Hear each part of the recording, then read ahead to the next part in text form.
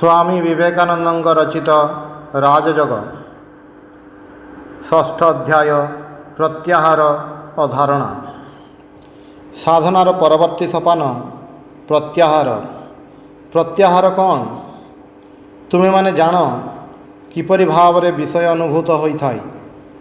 प्रथमे इंद्रियर बाह्य जंत्रगुड़िक और परे भीतरर इंद्रियगुड़िक एमाने मस्तिष्कस्थ स्नायु केन्द्रगुड़िक माध्यम शरीर उपरे कार्य करुछन्ति। जेतेबेले एमाने मन सहित एकत्र होई कौनसी बहिर्वस्तु सहित संलग्न हुअन्ति सेतेबेले आमे सही वस्तु अनुभव करिथाउ। पुनश्च मन को एकाग्र करी केवल गोटिए इंद्रिय संयुक्त रखिबा अति कठिन, कारण मन विषयर दास।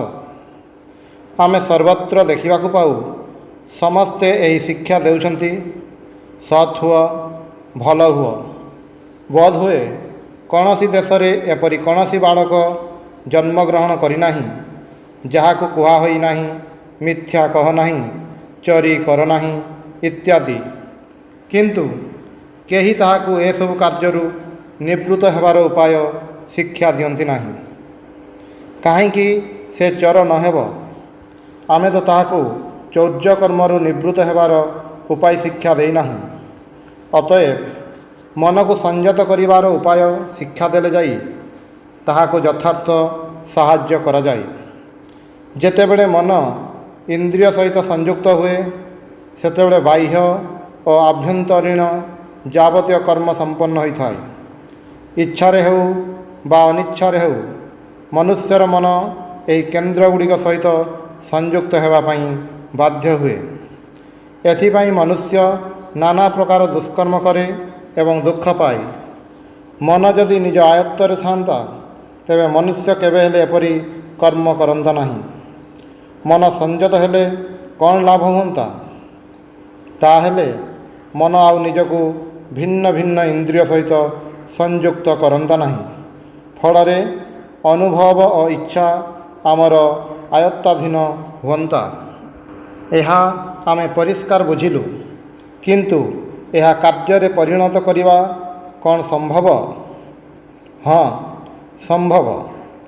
तुम्हें माने वर्तमान देखा पाउछ जे विश्वास बल आरोग्यकारी माने रोगी को दुख कष्ट अशुभ प्रभृति अस्वीकार करने को शिक्षा दियंती।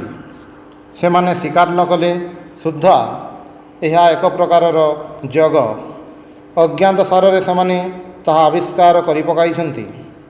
सेमाने जेतेबेले दुख कष्टर अस्तित्व अस्वीकार करने को शिक्षा देई लोकंक दुख दूर करिथांती सेतेबेले बुझिबाकु हेब जे एही सब क्षेत्र रे सेमाने प्रकृत पक्षे प्रत्याहारर शिक्षा देइछन्ति।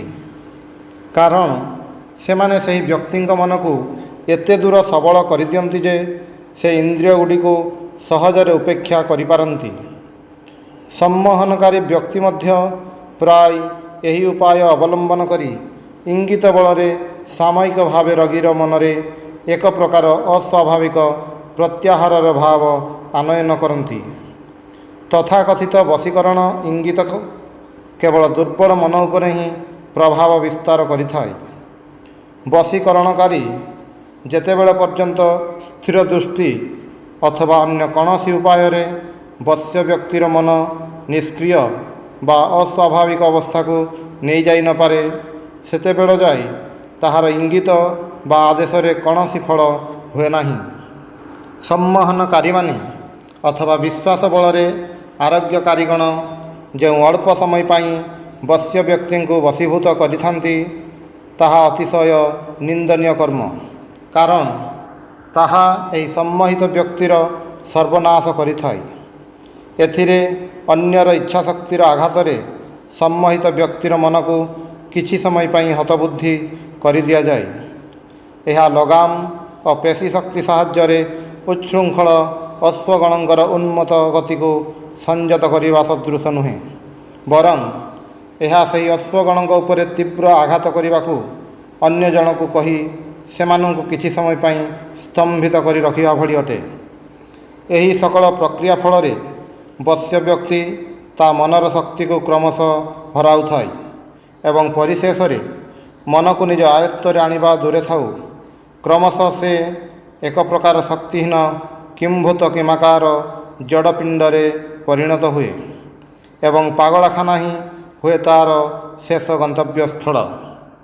ସ୍ୱେଚ୍ଛାକୃତ ଚେଷ୍ଟା ପରିବର୍ତ୍ତେ ମନକୁ ଅନ୍ୟ ଉପାୟରେ ବଶକୁ ଆଣିବା ଯେ କେବଳ ଅନିଷ୍ଟକର ତାହା ନୁହେଁ, ବରଂ ଏଥିରେ ତାହାର ଉଦ୍ଦେଶ୍ୟ ମଧ୍ୟ ସିଦ୍ଧ ହୁଏ ନାହିଁ। ପ୍ରତ୍ୟେକ ଜୀବାତ୍ମାର ଚରମ ଲକ୍ଷ୍ୟ ମୁକ୍ତି ବା ପ୍ରଭୁତ୍ୱ, ଜଡ଼ବସ୍ତୁ ଓ ଚିନ୍ତାର ଦାସତ୍ୱରୁ ମୁକ୍ତି, ବାହ୍ୟ ଓ ଅନ୍ତ ପ୍ରକୃତି ଉପରେ ପ୍ରଭୁତ୍ୱ। ଅଥଚ ସେହି ଲକ୍ଷ୍ୟରେ ପହଞ୍ଚିବା ଦୂରେ ଥାଉ ଅପର ବ୍ୟକ୍ତିର ଇଚ୍ଛାଶକ୍ତି ତାହା ଯେଉଁ ଭାବରେ ପ୍ରଯୁକ୍ତ ହେଉନା କାହିଁକି, ସାକ୍ଷାତ ଭାବେ ଇନ୍ଦ୍ରିୟ ଗୁଡ଼ିକୁ ବଶୀଭୂତ କରିହେଉ ବା କୌଣସି ଅସ୍ୱାଭାବିକ ଭାବରେ ଇନ୍ଦ୍ରିୟ ଗୁଡ଼ିକୁ ସଂଯତ କରିହେଉ, ପୂର୍ବରୁ ବିଦ୍ୟମାନ ଚିନ୍ତା ଓ କୁସଂସ୍କାର ଗୁଡ଼ିକର ଦୃଢ଼ ଶୃଙ୍ଖଳ ଉପରେ ଯେପରି ଆଉ ଗୋଟିଏ ଶିକୁଳି ଲଗାଇଦିଏ। ଅତଏବ ଯେତେବେଳେ ଅନ୍ୟକୁ ତୁମ ଉପରେ ଯଥେଚ୍ଛା ଶକ୍ତି ପ୍ରୟୋଗ କରିବାକୁ ଦିଅ, ସେତେବେଳେ ଖୁବ୍ ସାବଧାନ ରହ ଯେତେବେଳେ ଅନ୍ୟ ଉପରେ ଏହିପରି ଇଚ୍ଛାଶକ୍ତି ପ୍ରୟୋଗ କରି ଯେପରି ଅଜ୍ଞାତ ସାରରେ ତା'ର ସର୍ବନାଶ ନ କର। ଏହା ସତ୍ୟ ଯେ କେହି କେହି ଅନେକଙ୍କର ମନୋବୃତ୍ତିର ସାମୟିକ ପରିବର୍ତ୍ତନ କରି ସେମାନଙ୍କର କଲ୍ୟାଣ ସାଧନରେ କୃତକାର୍ଯ୍ୟ ହୁଅନ୍ତି, କିନ୍ତୁ ପୁନଶ୍ଚ ଚତୁର୍ଦିଗରେ ଅଜ୍ଞାତ ସାରରେ ଏହି ଇଙ୍ଗିତ ଶକ୍ତି ପ୍ରୟୋଗ କରି ଲକ୍ଷ ଲକ୍ଷ ନରନାରୀଙ୍କ ମଧ୍ୟରେ ବିକୃତ, ନିଷ୍କ୍ରିୟ ଓ ମହାଚ୍ଛନ୍ନ ଭାବ ଜାଗ୍ରତ କରିଦିଅନ୍ତି। ପରିଣାମରେ ସେମାନେ ଆତ୍ମାର ଅସ୍ତିତ୍ୱ ପର୍ଯ୍ୟନ୍ତ ମଧ୍ୟ ବିସ୍ମୃତ ହୋଇଯାନ୍ତି। ଅତଏବ ଯଦି କୌଣସି ବ୍ୟକ୍ତି କାହାକୁ ଅନ୍ଧ ଭାବରେ ତାହାକୁ ବିଶ୍ୱାସ କରିବାକୁ କହେ ଅଥବା ନିଜର ଶକ୍ତିଶାଳୀ ଇଚ୍ଛା ଦ୍ୱାରା ବହୁ ଲୋକଙ୍କୁ ତା ପଶ୍ଚାତରେ ଅନୁସରଣ କରିବାକୁ ବାଧ୍ୟ କରେ, ସେ ଅନିଚ୍ଛା ସତ୍ତ୍ୱେ ପରିଣାମରେ ମନୁଷ୍ୟ ଜାତିର ଅନିଷ୍ଟ କରିଥାଏ। ଅତଏବ ଶରୀର ଓ ମନ ସଂଯତ କରିବା ପାଇଁ ସର୍ବଦା ନିଜ ମନର ସହାୟତା ଗ୍ରହଣ କରିବ ଏବଂ ସ୍ମରଣ ରଖିବ ଯେ ଜଣେ ରୋଗଗ୍ରସ୍ତ ନହେଲେ ବାହାରର କୌଣସି ଇଚ୍ଛାଶକ୍ତି ତା ଉପରେ କାର୍ଯ୍ୟ କରିପାରିବ ନାହିଁ। ଯଦି କେହି ତୁମକୁ ଅନ୍ଧ ଭାବରେ ବିଶ୍ୱାସ କରିବାକୁ କହେ, ସେ ଯେତେ ମହତ୍ ଲୋକ ହେଉନା କାହିଁକି ତା'ର ସଙ୍ଗ ପରିହାର କରିବ। ସର୍ବତ୍ର ଏପରି ବହୁ ସମ୍ପ୍ରଦାୟ ଅଛନ୍ତି ଯେଉଁମାନଙ୍କ ଧର୍ମର ପ୍ରଧାନ ଅଙ୍ଗ ହେଉଛି ନୃତ୍ୟ, ଲମ୍ଫଝମ୍ପ ଇତ୍ୟାଦି। ସେମାନେ ଯେତେବେଳେ ସଙ୍ଗୀତ, ନୃତ୍ୟ ଓ ପ୍ରଚାର କରିବାକୁ ଆରମ୍ଭ କରନ୍ତି, ସେତେବେଳେ ସେମାନଙ୍କ ଭାବ ଏକ ସଂକ୍ରାମକ ରୋଗ ପରି ଲୋକଙ୍କ ମଧ୍ୟରେ ବିସ୍ତାର ଲାଭ କରେ। ସେମାନେ ମଧ୍ୟ ଏକ ପ୍ରକାର ସମ୍ମୋହନକାରୀ। ସେମାନେ ଭାବପ୍ରବଣ ବ୍ୟକ୍ତିଗଣଙ୍କ ଉପରେ ସାମୟିକ ଭାବରେ ଆଶ୍ଚର୍ଯ୍ୟ କ୍ଷମତା ବିସ୍ତାର କରନ୍ତି, କିନ୍ତୁ ହାୟ, ପରିଣାମରେ ଏହା ସମଗ୍ର ଜାତିକୁ ଏକାବେଳକେ ଅଧପତିତ କରିଦିଏ। ଏହିପରି ଅସ୍ୱାଭାବିକ ବହିଃଶକ୍ତି ବଳରେ କୌଣସି ବ୍ୟକ୍ତି ବା ଜାତି ଭଲ ରହିବା ଅପେକ୍ଷା ବରଂ ମନ୍ଦ ରହିବା ଅଧିକତର ସୁସ୍ଥତାର ଲକ୍ଷଣ। ଏହି ସକଳ ଦାୟିତ୍ୱହୀନ ଅଥଚ ସତ୍ ଉଦ୍ଦେଶ୍ୟ ପ୍ରଣୋଦିତ ଧର୍ମୋନ୍ମାଦ ବ୍ୟକ୍ତିଗଣ ମନୁଷ୍ୟର ଯେ କେତେ ଦୂର ଅନିଷ୍ଟ କରିଅଛନ୍ତି, ତାହା ଭାବିଲେ ହୃଦୟ ହତାଶ ହୋଇଯାଏ। ସେମାନେ ଜାଣନ୍ତି ନାହିଁ ଯେ ଯେଉଁମାନେ ସଙ୍ଗୀତ, ସ୍ତବ ଆଦିର ସାହାଯ୍ୟରେ ନିଜର ଶକ୍ତି ପ୍ରଭାବରେ ଏହିପରି ହଠାତ୍ ଭଗବତ ଭାବରେ ଉନ୍ମତ୍ତ ହୋଇଉଠନ୍ତି, ସେମାନେ ନିଜକୁ ନିଷ୍କ୍ରିୟ, ବିକୃତ ଓ ଶକ୍ତିଶୂନ୍ୟ କରି ପକାଉଛନ୍ତି। ସେମାନେ କ୍ରମଶଃ ଯେକୌଣସି ଭାବର, ଏପରିକି ଅସତ୍ ଭାବର ମଧ୍ୟ ଅଧୀନ ହୋଇଯାଇପାରନ୍ତି। ଏହି ଅଜ୍ଞ ଆତ୍ମପ୍ରତାରକ ବ୍ୟକ୍ତିଗଣ ସ୍ୱପ୍ନରେ ମଧ୍ୟ ଭାବନ୍ତି ନାହିଁ ଯେ ମନୁଷ୍ୟର ହୃଦୟକୁ ପରିବର୍ତ୍ତନ କରିବାର ଅଦ୍ଭୁତ କ୍ଷମତା ସେମାନଙ୍କର ଅଛି ବୋଲି ଭାବି ସେମାନେ ଯେତେବେଳେ ଆନନ୍ଦରେ ଉତ୍ଫୁଲ୍ଲ ହୁଅନ୍ତି, ସେତେବେଳେ ସେମାନେ ବାସ୍ତବିକ ଲୋକମାନଙ୍କ ମନରେ ମାନସିକ ଅବନତି, ପାପ, ଉନ୍ମତ୍ତତା ଓ ମୃତ୍ୟୁର ବୀଜ ବପନ କରୁଛନ୍ତି। ଅଥଚ ସେମାନେ ମନେ କରନ୍ତି ଯେ ଏହି କ୍ଷମତା ସ୍ୱର୍ଗସ୍ଥ କୌଣସି ଦିବ୍ୟ ପୁରୁଷ ତାଙ୍କ ଉପରେ ବର୍ଷଣ କରୁଛନ୍ତି। ଅତଏବ ଯେଉଁ ଶିକ୍ଷା ତୁମର ସ୍ୱାଧୀନତା ନଷ୍ଟ କରେ ତାହାଠାରୁ ଦୂରରେ ରହିବ। ଜାଣିବ ତାହା ବିପଜ୍ଜନକ। ଆପ୍ରାଣ ଚେଷ୍ଟା କରି ସର୍ବତ ଭାବେ ତାହା ପରିତ୍ୟାଗ କରିବ। ଯେଉଁ ବ୍ୟକ୍ତିମାନେ ଇଚ୍ଛା ଅନୁସାରେ ନିଜ ମନକୁ କେନ୍ଦ୍ରଗୁଡ଼ିକରେ ସଂଲଗ୍ନ କରିବା ଅଥବା ସେଗୁଡ଼ିକରୁ ଅପସାରିତ କରିବା ପାଇଁ ସମର୍ଥ ହୋଇଛନ୍ତି ସେମାନେ ପ୍ରତ୍ୟାହାର ସିଦ୍ଧ ହୋଇଛନ୍ତି। ପ୍ରତ୍ୟାହାରର ଅର୍ଥ ଏକ ଦିଗକୁ ଆରୋହଣ, ମନର ବହିର୍ମୁଖୀ ଶକ୍ତିକୁ ରୁଦ୍ଧ କରି ଇନ୍ଦ୍ରିୟଗଣଙ୍କ ଅଧୀନରୁ ତାହାକୁ ମୁକ୍ତ କରି ଭିତର ଦିଗକୁ ଆହରଣ କରିବା।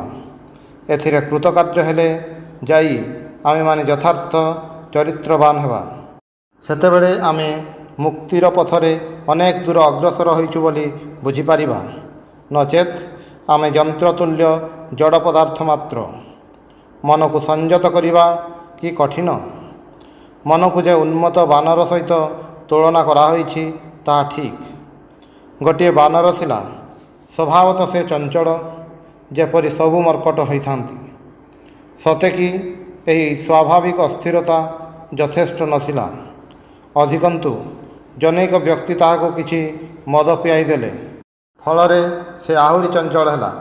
ତାପରେ ତାକୁ ଗୋଟିଏ ବୃଶ୍ଚିକ ଦଂଶନ କଲା। ତୁମେମାନେ ଜାଣ, କାହାରିକୁ ବୃଶ୍ଚିକ ଦଂଶନ କଲେ ସେ ସାରାଦିନ କେବଳ ଚାରିଆଡ଼େ ଛଟପଟ କରି ବୁଲେ। ସୁତରାଂ ଏହି ବିଚରାର ଦୁରବସ୍ଥା ଚୂଡ଼ାନ୍ତ ହେଲା। ପରେ ତାର ଦୁଃଖର ମାତ୍ରା ପୂର୍ଣ୍ଣ କରିବା ପାଇଁ ଗୋଟିଏ ଭୂତ ତା ଭିତରେ ପ୍ରବେଶ କଲା। ଫଳରେ ବାନରଟିର ଯେଉଁ ଦୁର୍ଦମନୀୟ ଚଞ୍ଚଳତା ଦେଖାଗଲା ତାହା ଭାଷାରେ ବର୍ଣ୍ଣନା କରିବା ଅସମ୍ଭବ। ମନୁଷ୍ୟ ମନ ମଧ୍ୟ ଏହି ବାନର ତୁଲ୍ୟ। ତାହା ସ୍ୱଭାବତଃ କ୍ରିୟାଶୀଳ। ପୁନଶ୍ଚ ବାସନା ରୂପକ ମଦିରାପାନରେ ମତ୍ତ ହେଲେ ତାର ଅସ୍ଥିରତା ବୃଦ୍ଧି ପାଇଥାଏ। ଯେତେବେଳେ ବାସନା ମନକୁ ଅଧିକାର କରେ ସେତେବେଳେ ଅପରର ସଫଳତା ଦର୍ଶନରେ ଈର୍ଷା ରୂପକ ବୃଶ୍ଚିକ ତାହାକୁ ଦଂଶନ କରିଥାଏ। ଶେଷରେ ପୁଣି ଯେତେବେଳେ ଅହଙ୍କାର ରୂପକ ପିଶାଚ ତା ଭିତରେ ପ୍ରବେଶ କରେ ସେତେବେଳେ ସେ ନିଜକୁ ଅତି ମହାନ ବୋଲି ମନେ କରେ। ଅତଏବ ଏପରି ମନକୁ ସଂଯତ କରିବା ଯେ କେତେ କଠିନ ତାହା ଚିନ୍ତା କରି ଦେଖ। ମନ ସଂଯମର ପ୍ରଥମ ସୋପାନ ହେଉଛି କିଛି ସମୟ ପାଇଁ ନୀରବରେ ବସି ରହିବା ଓ ମନକୁ ଇଚ୍ଛା ଅନୁସାରେ ଚାଲିବାକୁ ଦେବା। ମନ ସଦା ଚଞ୍ଚଳ। ତାହା ସେହି ବାନର ଭଳି ସର୍ବଦା ଡେଉଁଛି। ବାନର ଯେତେ ଇଚ୍ଛା ଡିଆଁ ମାରୁ, କ୍ଷତି ନାହିଁ। ଧୈର୍ଯ୍ୟ ଧରି ଅପେକ୍ଷା କର ଓ ମନର ଗତି ଲକ୍ଷ୍ୟ କରିଯାଅ। ଲୋକେ କହନ୍ତି ଜ୍ଞାନ ହିଁ ଶକ୍ତି। ଏହା ଅତି ସତ୍ୟ କଥା। ଯେ ପର୍ଯ୍ୟନ୍ତ ଜାଣି ନ ପାରିଛ ମନ କ'ଣ କରୁଛି ସେ ପର୍ଯ୍ୟନ୍ତ ତାହାକୁ ସଂଯତ କରିପାରିବ ନାହିଁ। ତାହାକୁ ଯଥେଚ୍ଛା ବିଚରଣ କରିବାକୁ ଦିଅ। ଅନେକ ବିଭତ୍ସ ଚିନ୍ତା ହୁଏତ ମନରେ ଦେଖାଦେବ। ତୁମ ମନ ଯେ ଏତେ ଅସତ୍ ଚିନ୍ତା କରିପାରେ ସେ କଥା ଭାବି ତୁମେ ଆଶ୍ଚର୍ଯ୍ୟ ହେବ। କିନ୍ତୁ ଦେଖିବ ମନର ଏହି ସକଳ ଚିନ୍ତା କ୍ରମଶଃ କମି ଆସୁଅଛି। ପ୍ରତିଦିନ ମନ ସ୍ଥିର ହୋଇ ଆସୁଛି। ପ୍ରଥମ କେତେ ମାସ ଦେଖିବ ତୁମ ମନକୁ ଅସଂଖ୍ୟ ଚିନ୍ତା ଆସୁଛି, କିନ୍ତୁ କ୍ରମଶଃ ଦେଖିବ ଚିନ୍ତା କିଛି ପରିମାଣରେ କମୁଛି ଓ କେତେ ମାସ ପରେ ଆହୁରି କମିଯାଇଛି। ଅବଶେଷରେ ମନ ସମ୍ପୂର୍ଣ୍ଣ ରୂପେ ବଶୀଭୂତ ହେବ। କିନ୍ତୁ ପ୍ରତିଦିନ ଆମକୁ ଧୈର୍ଯ୍ୟର ସହିତ ଅଭ୍ୟାସ କରିବାକୁ ହେବ। ଇଞ୍ଜିନ୍ ଭିତରେ ବାଷ୍ପ ଥିଲେ ତାହା ଚାଲିବାକୁ ବାଧ୍ୟ। ଯେତେ ଦିନ ପର୍ଯ୍ୟନ୍ତ ବିଷୟ ଆମ ସମ୍ମୁଖରେ ଥିବ ସେତେ ଦିନ ପର୍ଯ୍ୟନ୍ତ ଆମମାନଙ୍କୁ ନିଶ୍ଚୟ ବିଷୟ ଅନୁଭବ କରିବାକୁ ହେବ। ସୁତରାଂ ମନୁଷ୍ୟ ଯେ ଇଞ୍ଜିନ୍ ପରି ଯନ୍ତ୍ର ମାତ୍ର ନୁହେଁ ତାହା ପ୍ରମାଣ କରିବାକୁ ହେବ। ମନୁଷ୍ୟ କୌଣସି ଜିନିଷର ଅଧୀନ ନୁହେଁ। ମନକୁ ସଂଯତ କରିବା ଏବଂ ତାହାକୁ ବିଭିନ୍ନ ଇନ୍ଦ୍ରିୟ କେନ୍ଦ୍ର ସହିତ ଯୁକ୍ତ ନ କରିବାକୁ ପ୍ରତ୍ୟାହାର କହନ୍ତି। ତାହା ଅଭ୍ୟାସ କରିବାର ଉପାୟ କ'ଣ? ଏହା ଅତି କଠିନ। ଧୈର୍ଯ୍ୟ ସହିତ ଦୀର୍ଘକାଳ ଅଭ୍ୟାସ କଲେ ଏଥିରେ ଆମେ କୃତକାର୍ଯ୍ୟ ହେବା। କିଛି କାଳ ପ୍ରତ୍ୟାହାର ସାଧନା କରିବା ପରେ ପରବର୍ତ୍ତୀ ସାଧନା ଧାରଣା ଅଭ୍ୟାସ କରିବାକୁ ହେବ। ମନକୁ ଗୋଟିଏ ନିର୍ଦ୍ଦିଷ୍ଟ ବିଷୟରେ ଲଗାଇ ରଖିବାର ନାମ ଧାରଣା। ମନକୁ ନିର୍ଦ୍ଦିଷ୍ଟ ବିଷୟରେ ଧରି ରଖିବାର ଅର୍ଥ କ'ଣ? ମନକୁ ଅନ୍ୟ ସକଳ ସ୍ଥାନରୁ ବିଚ୍ଛିନ୍ନ କରି କୌଣସି ଗୋଟିଏ ବିଶେଷ ଅଂଶକୁ ଅନୁଭବ କରିବା ପାଇଁ ବାଧ୍ୟ କରିବା। ଉଦାହରଣ ସ୍ୱରୂପ ଶରୀରର ଅନ୍ୟାନ୍ୟ ଅବୟବର ଅନୁଭବ ନ କରି କେବଳ ତୁମ ହାତକୁ ଅନୁଭବ କରିବା ପାଇଁ ଚେଷ୍ଟା କର। ଯେତେବେଳେ ଚିତ୍ତ ଅର୍ଥାତ୍ ମନ କୌଣସି ନିର୍ଦ୍ଦିଷ୍ଟ ସ୍ଥାନରେ ଆବଦ୍ଧ ହୁଏ ସେତେବେଳେ ଏହାକୁ ଧାରଣା କହନ୍ତି। ଧାରଣା ନାନା ପ୍ରକାରର। ଧାରଣା ଅଭ୍ୟାସ କରିବା ପାଇଁ କଳ୍ପନାର ସାହାଯ୍ୟ ନେବା ଉଚିତ। ମନେକର ହୃଦୟରେ କୌଣସି ଏକ ବିନ୍ଦୁ ଉପରେ ମନକୁ ଧାରଣା କରିବାକୁ ହେବ। ଏହା ଅତି କଠିନ। ଅତଏବ ସହଜ ଉପାୟ ହେଉଛି ହୃଦୟରେ ଗୋଟିଏ ପଦ୍ମର ଚିନ୍ତା କର। ମନେକର ତାହା ଜ୍ୟୋତିର୍ମୟ। ସେହି ସ୍ଥାନରେ ମନକୁ ଧାରଣା କର। ଅଥବା ମସ୍ତକରେ ସହସ୍ରଦଳ ପଦ୍ମ କିମ୍ବା ସୁଷୁମ୍ନା ମଧ୍ୟସ୍ଥ ଚକ୍ରଗୁଡ଼ିକୁ ଜ୍ୟୋତିର୍ମୟ ରୂପେ ଚିନ୍ତା କର। ଯୋଗୀମାନେ ନିରନ୍ତର ସାଧନା ଅଭ୍ୟାସ କରିବେ। ତାଙ୍କୁ ନିସଙ୍ଗ ଭାବେ ରହିବା ପାଇଁ ଚେଷ୍ଟା କରିବାକୁ ହେବ। ନାନା ପ୍ରକାର ଲୋକଙ୍କ ସଙ୍ଗ ଚିତ୍ତକୁ ବିକ୍ଷିପ୍ତ କରେ। ସେ ମିତଭାଷୀ ହେବେ। କାରଣ ବେଶୀ କଥା କହିଲେ ମନ ବିକ୍ଷିପ୍ତ ହୁଏ। ବେଶୀ କାମ କରିବା ମଧ୍ୟ ଭଲ ନୁହେଁ। କାରଣ ବେଶୀ କାମ କଲେ ମନ ଚଞ୍ଚଳ ହୁଏ। କଠୋର ପରିଶ୍ରମ ପରେ ମନ ସଂଯମ କରିବା କଠିନ। ଯିଏ ଏହି ସକଳ ନିୟମ ପାଳନ କରନ୍ତି ସେ ଯୋଗୀ ହୋଇପାରିବେ। ଯୋଗର ଏପରି ଶକ୍ତି ଯେ ଅତି ଅଳ୍ପ ସାଧନା କଲେ ମଧ୍ୟ ମହତ୍ ଫଳ ଲାଭ କରାଯାଏ। ଏଥିରେ କାହାରି ହେଲେ ଅନିଷ୍ଟ ହେବ ନାହିଁ, ବରଂ ସମସ୍ତଙ୍କର ଉପକାର ହେବ। ପ୍ରଥମତଃ ସ୍ନାୟବିକ ଉତ୍ତେଜନା ଶାନ୍ତ ହେବ। ମନରେ ସ୍ଥିରତା ଆସିବ ଏବଂ ସକଳ ବିଷୟ ସ୍ପଷ୍ଟ ଭାବରେ ଦେଖିବା ଓ ବୁଝିବା ପାଇଁ ତୁମେ ସମର୍ଥ ହେବ। ମନ ଭଲ ରହିବ। ସ୍ୱାସ୍ଥ୍ୟ ମଧ୍ୟ କ୍ରମଶଃ ଭଲ ହେବ। ଯୋଗ ଅଭ୍ୟାସ କାଳରେ ଯେଉଁ ସକଳ ଚିହ୍ନ ପ୍ରକାଶିତ ହୁଏ ଶରୀରର ସୁସ୍ଥତା ସେଗୁଡ଼ିକରୁ ଅନ୍ୟତମ। ସ୍ୱର ମଧ୍ୟ ମଧୁର ହେବ। ସ୍ୱରର ଦୋଷ ଦୂର ହେବ। ଯେଉଁମାନେ କଠୋର ସାଧନା କରନ୍ତି ସେମାନଙ୍କର ଆହୁରି ଅନେକ ଲକ୍ଷଣ ପ୍ରକାଶ ପାଏ। କେବେ କେବେ ଦୂରରୁ ଘଣ୍ଟା ଧ୍ୱନି ଭଳି ଶବ୍ଦ ଶୁଣାଯିବ, ଯେପରି ଅନେକ ଘଣ୍ଟା ଏକତ୍ର ବାଜୁଛି। ପୁନଶ୍ଚ ବେଳେବେଳେ ନାନା ପ୍ରକାର ବସ୍ତୁ ଦେଖାଯାଏ। କ୍ଷୁଦ୍ର କ୍ଷୁଦ୍ର ଆଲୋକକଣା ଯେପରି ଶୂନ୍ୟରେ ଭାସୁଛି, କ୍ରମଶଃ ବଡ଼ ହେଉଛି। ଏହିସବୁ ଅନୁଭୂତି ହେଲେ ବୁଝିବ ଯେ ତୁମର ଦ୍ରୁତ ଉନ୍ନତି ହେଉଛି। ଯେଉଁମାନେ ଯୋଗୀ ହେବାକୁ ଇଚ୍ଛା କରନ୍ତି ଏବଂ ଦୃଢ଼ ଭାବରେ ଯୋଗ ଅଭ୍ୟାସ କରନ୍ତି ସେମାନେ ପ୍ରଥମ ଅବସ୍ଥାରେ ଆହାର ସମ୍ବନ୍ଧରେ ଯତ୍ନଶୀଳ ହେବେ। ଯେଉଁମାନେ ଅନ୍ୟାନ୍ୟ କାର୍ଯ୍ୟ ସହ ଅଳ୍ପ ବହୁତ ଅଭ୍ୟାସ କରିବାକୁ ଚାହାନ୍ତି ସେମାନେ ପରିମିତ ଭୋଜନ କରିବେ। ଖାଦ୍ୟର ପ୍ରକାର ବିଚାର କରିବା ସେମାନଙ୍କ ପକ୍ଷେ ଆବଶ୍ୟକ ନୁହେଁ। ସେମାନେ ଇଚ୍ଛା ଅନୁସାରେ ଖାଇପାରନ୍ତି। ଯେଉଁମାନେ ଶୀଘ୍ର ଉନ୍ନତି କରିବାକୁ ଚାହାନ୍ତି ସେମାନଙ୍କ ପକ୍ଷରେ ଆହାର ସମ୍ବନ୍ଧରେ ବିଶେଷ ସାବଧାନ ହେବା ଏକାନ୍ତ ଆବଶ୍ୟକ। ପ୍ରଥମ କେତେ ମାସ କେବଳ ଦୁଗ୍ଧ ଓ ଶସ୍ୟ ଜାତୀୟ ଆହାର ଉପରେ ସେମାନେ ନିର୍ଭର କରିବେ। ଦେହଯନ୍ତ୍ର ଉତ୍ତରୋତ୍ତର ଯେତେ ସୂକ୍ଷ୍ମ ହେଉଥିବ ସେତେ ଆମେ ଦେଖିବାକୁ ପାଇବା ଯେ ସାମାନ୍ୟ ଅନିୟମରେ ଶରୀର ଭିତରେ ଗୋଳମାଳ ଉପସ୍ଥିତ ହେଉଛି।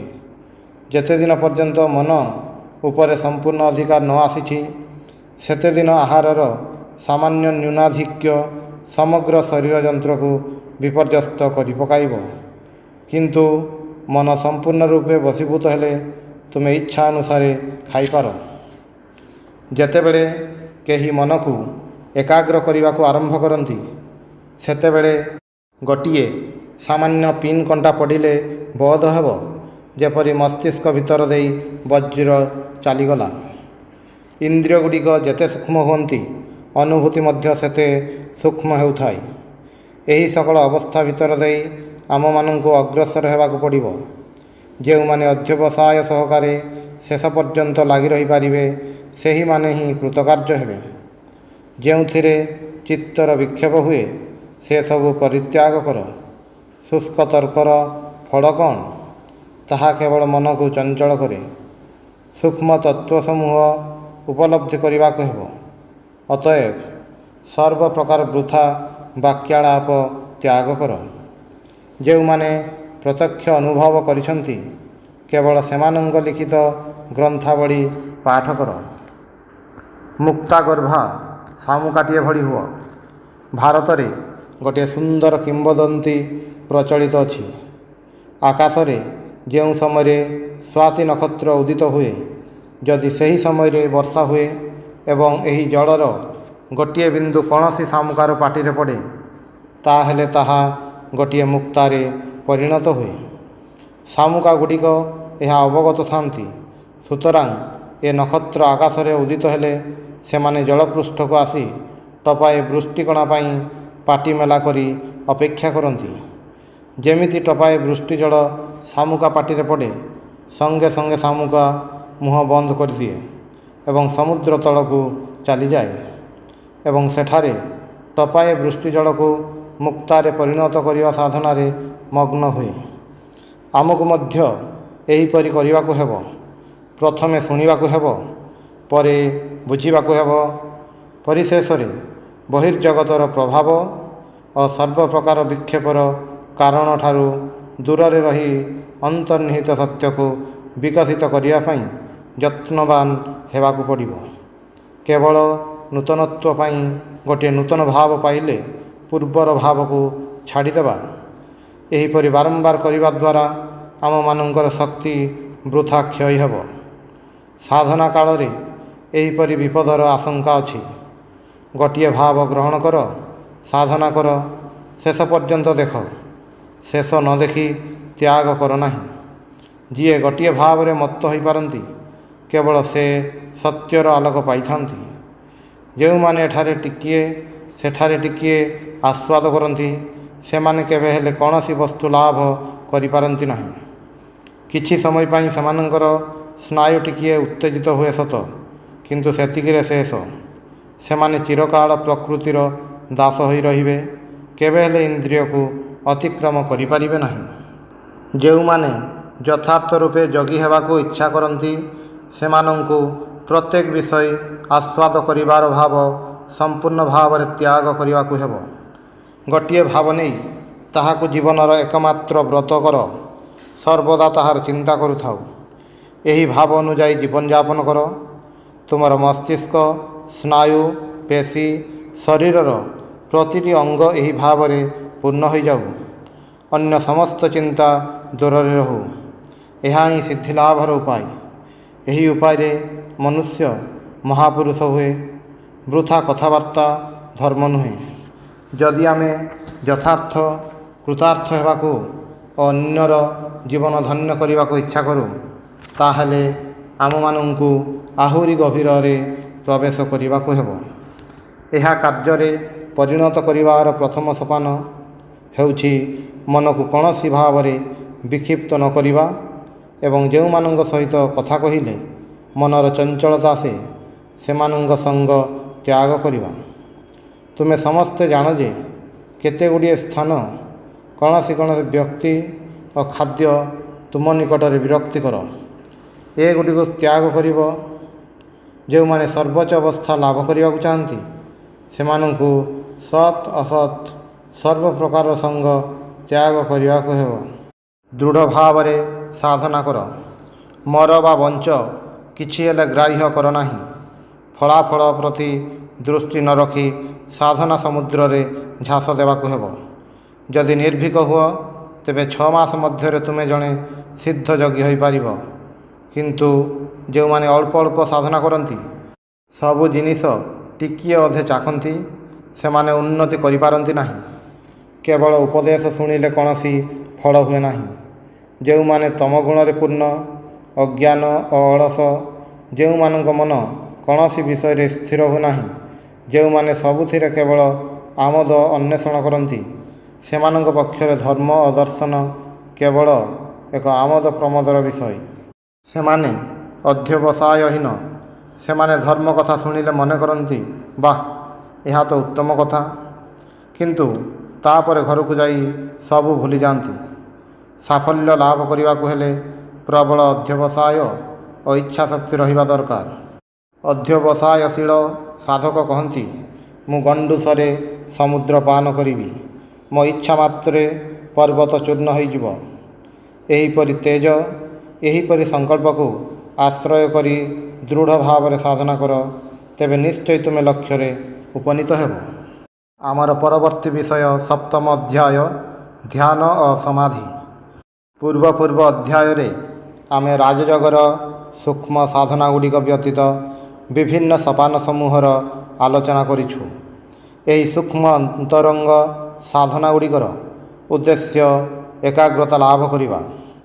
एही एकाग्रता लाभ करिबा ही राजजगर लक्ष्य। आमे देखिबाकु पाऊ सकल धरणर ज्ञान आम सचेतन अहं बुद्धिर अधीन। एही टेबुल और तुमर अस्तित्वर ज्ञान मु मोर चेतनारू पाई थाए। पुणी एहा मध्य आमे देखुजे मो सत्ता को मु केवल आंशिक भाव में अनुभव करिथाए। शरीर मध्यस्थ विभिन्न यंत्र मस्तिष्कर विभिन्न अंश प्रभृति संबंध में केही जानती नाही। जेतेबेले आमे खाऊ सेतेबेले ताहा ज्ञानपूर्वक करू, किंतु एहार परिपाक आमे अज्ञात सार रे करिथाऊ। खाद्य जेतेबेले रक्त रे परिणत हुए सेतेबेले मध्य अज्ञात सार रे एही क्रिया होइथाए। पुणी जेतेबेले एही रक्तरू शरीरर विभिन्न अंश परिपुष्ट हुए ताहा मध्य आम अज्ञात सार रे होइथाए। किंतु एही सब क्रिया आमे निजे करिथाऊ। देह भितरे अन्य आउ केही नाही जे कि एही सब क्रिया करिवो। किंतु किपरि जानिबि जे मु एगुडिक करूअछि अन्य केही करूनाहांती। आहार परिपाक करिबा निश्चय मोर कार्य। खाद्यरू सबल शरीर गठन मो पाई अन्य जणे केही करिदेउछि ताहा होई पारे नाही।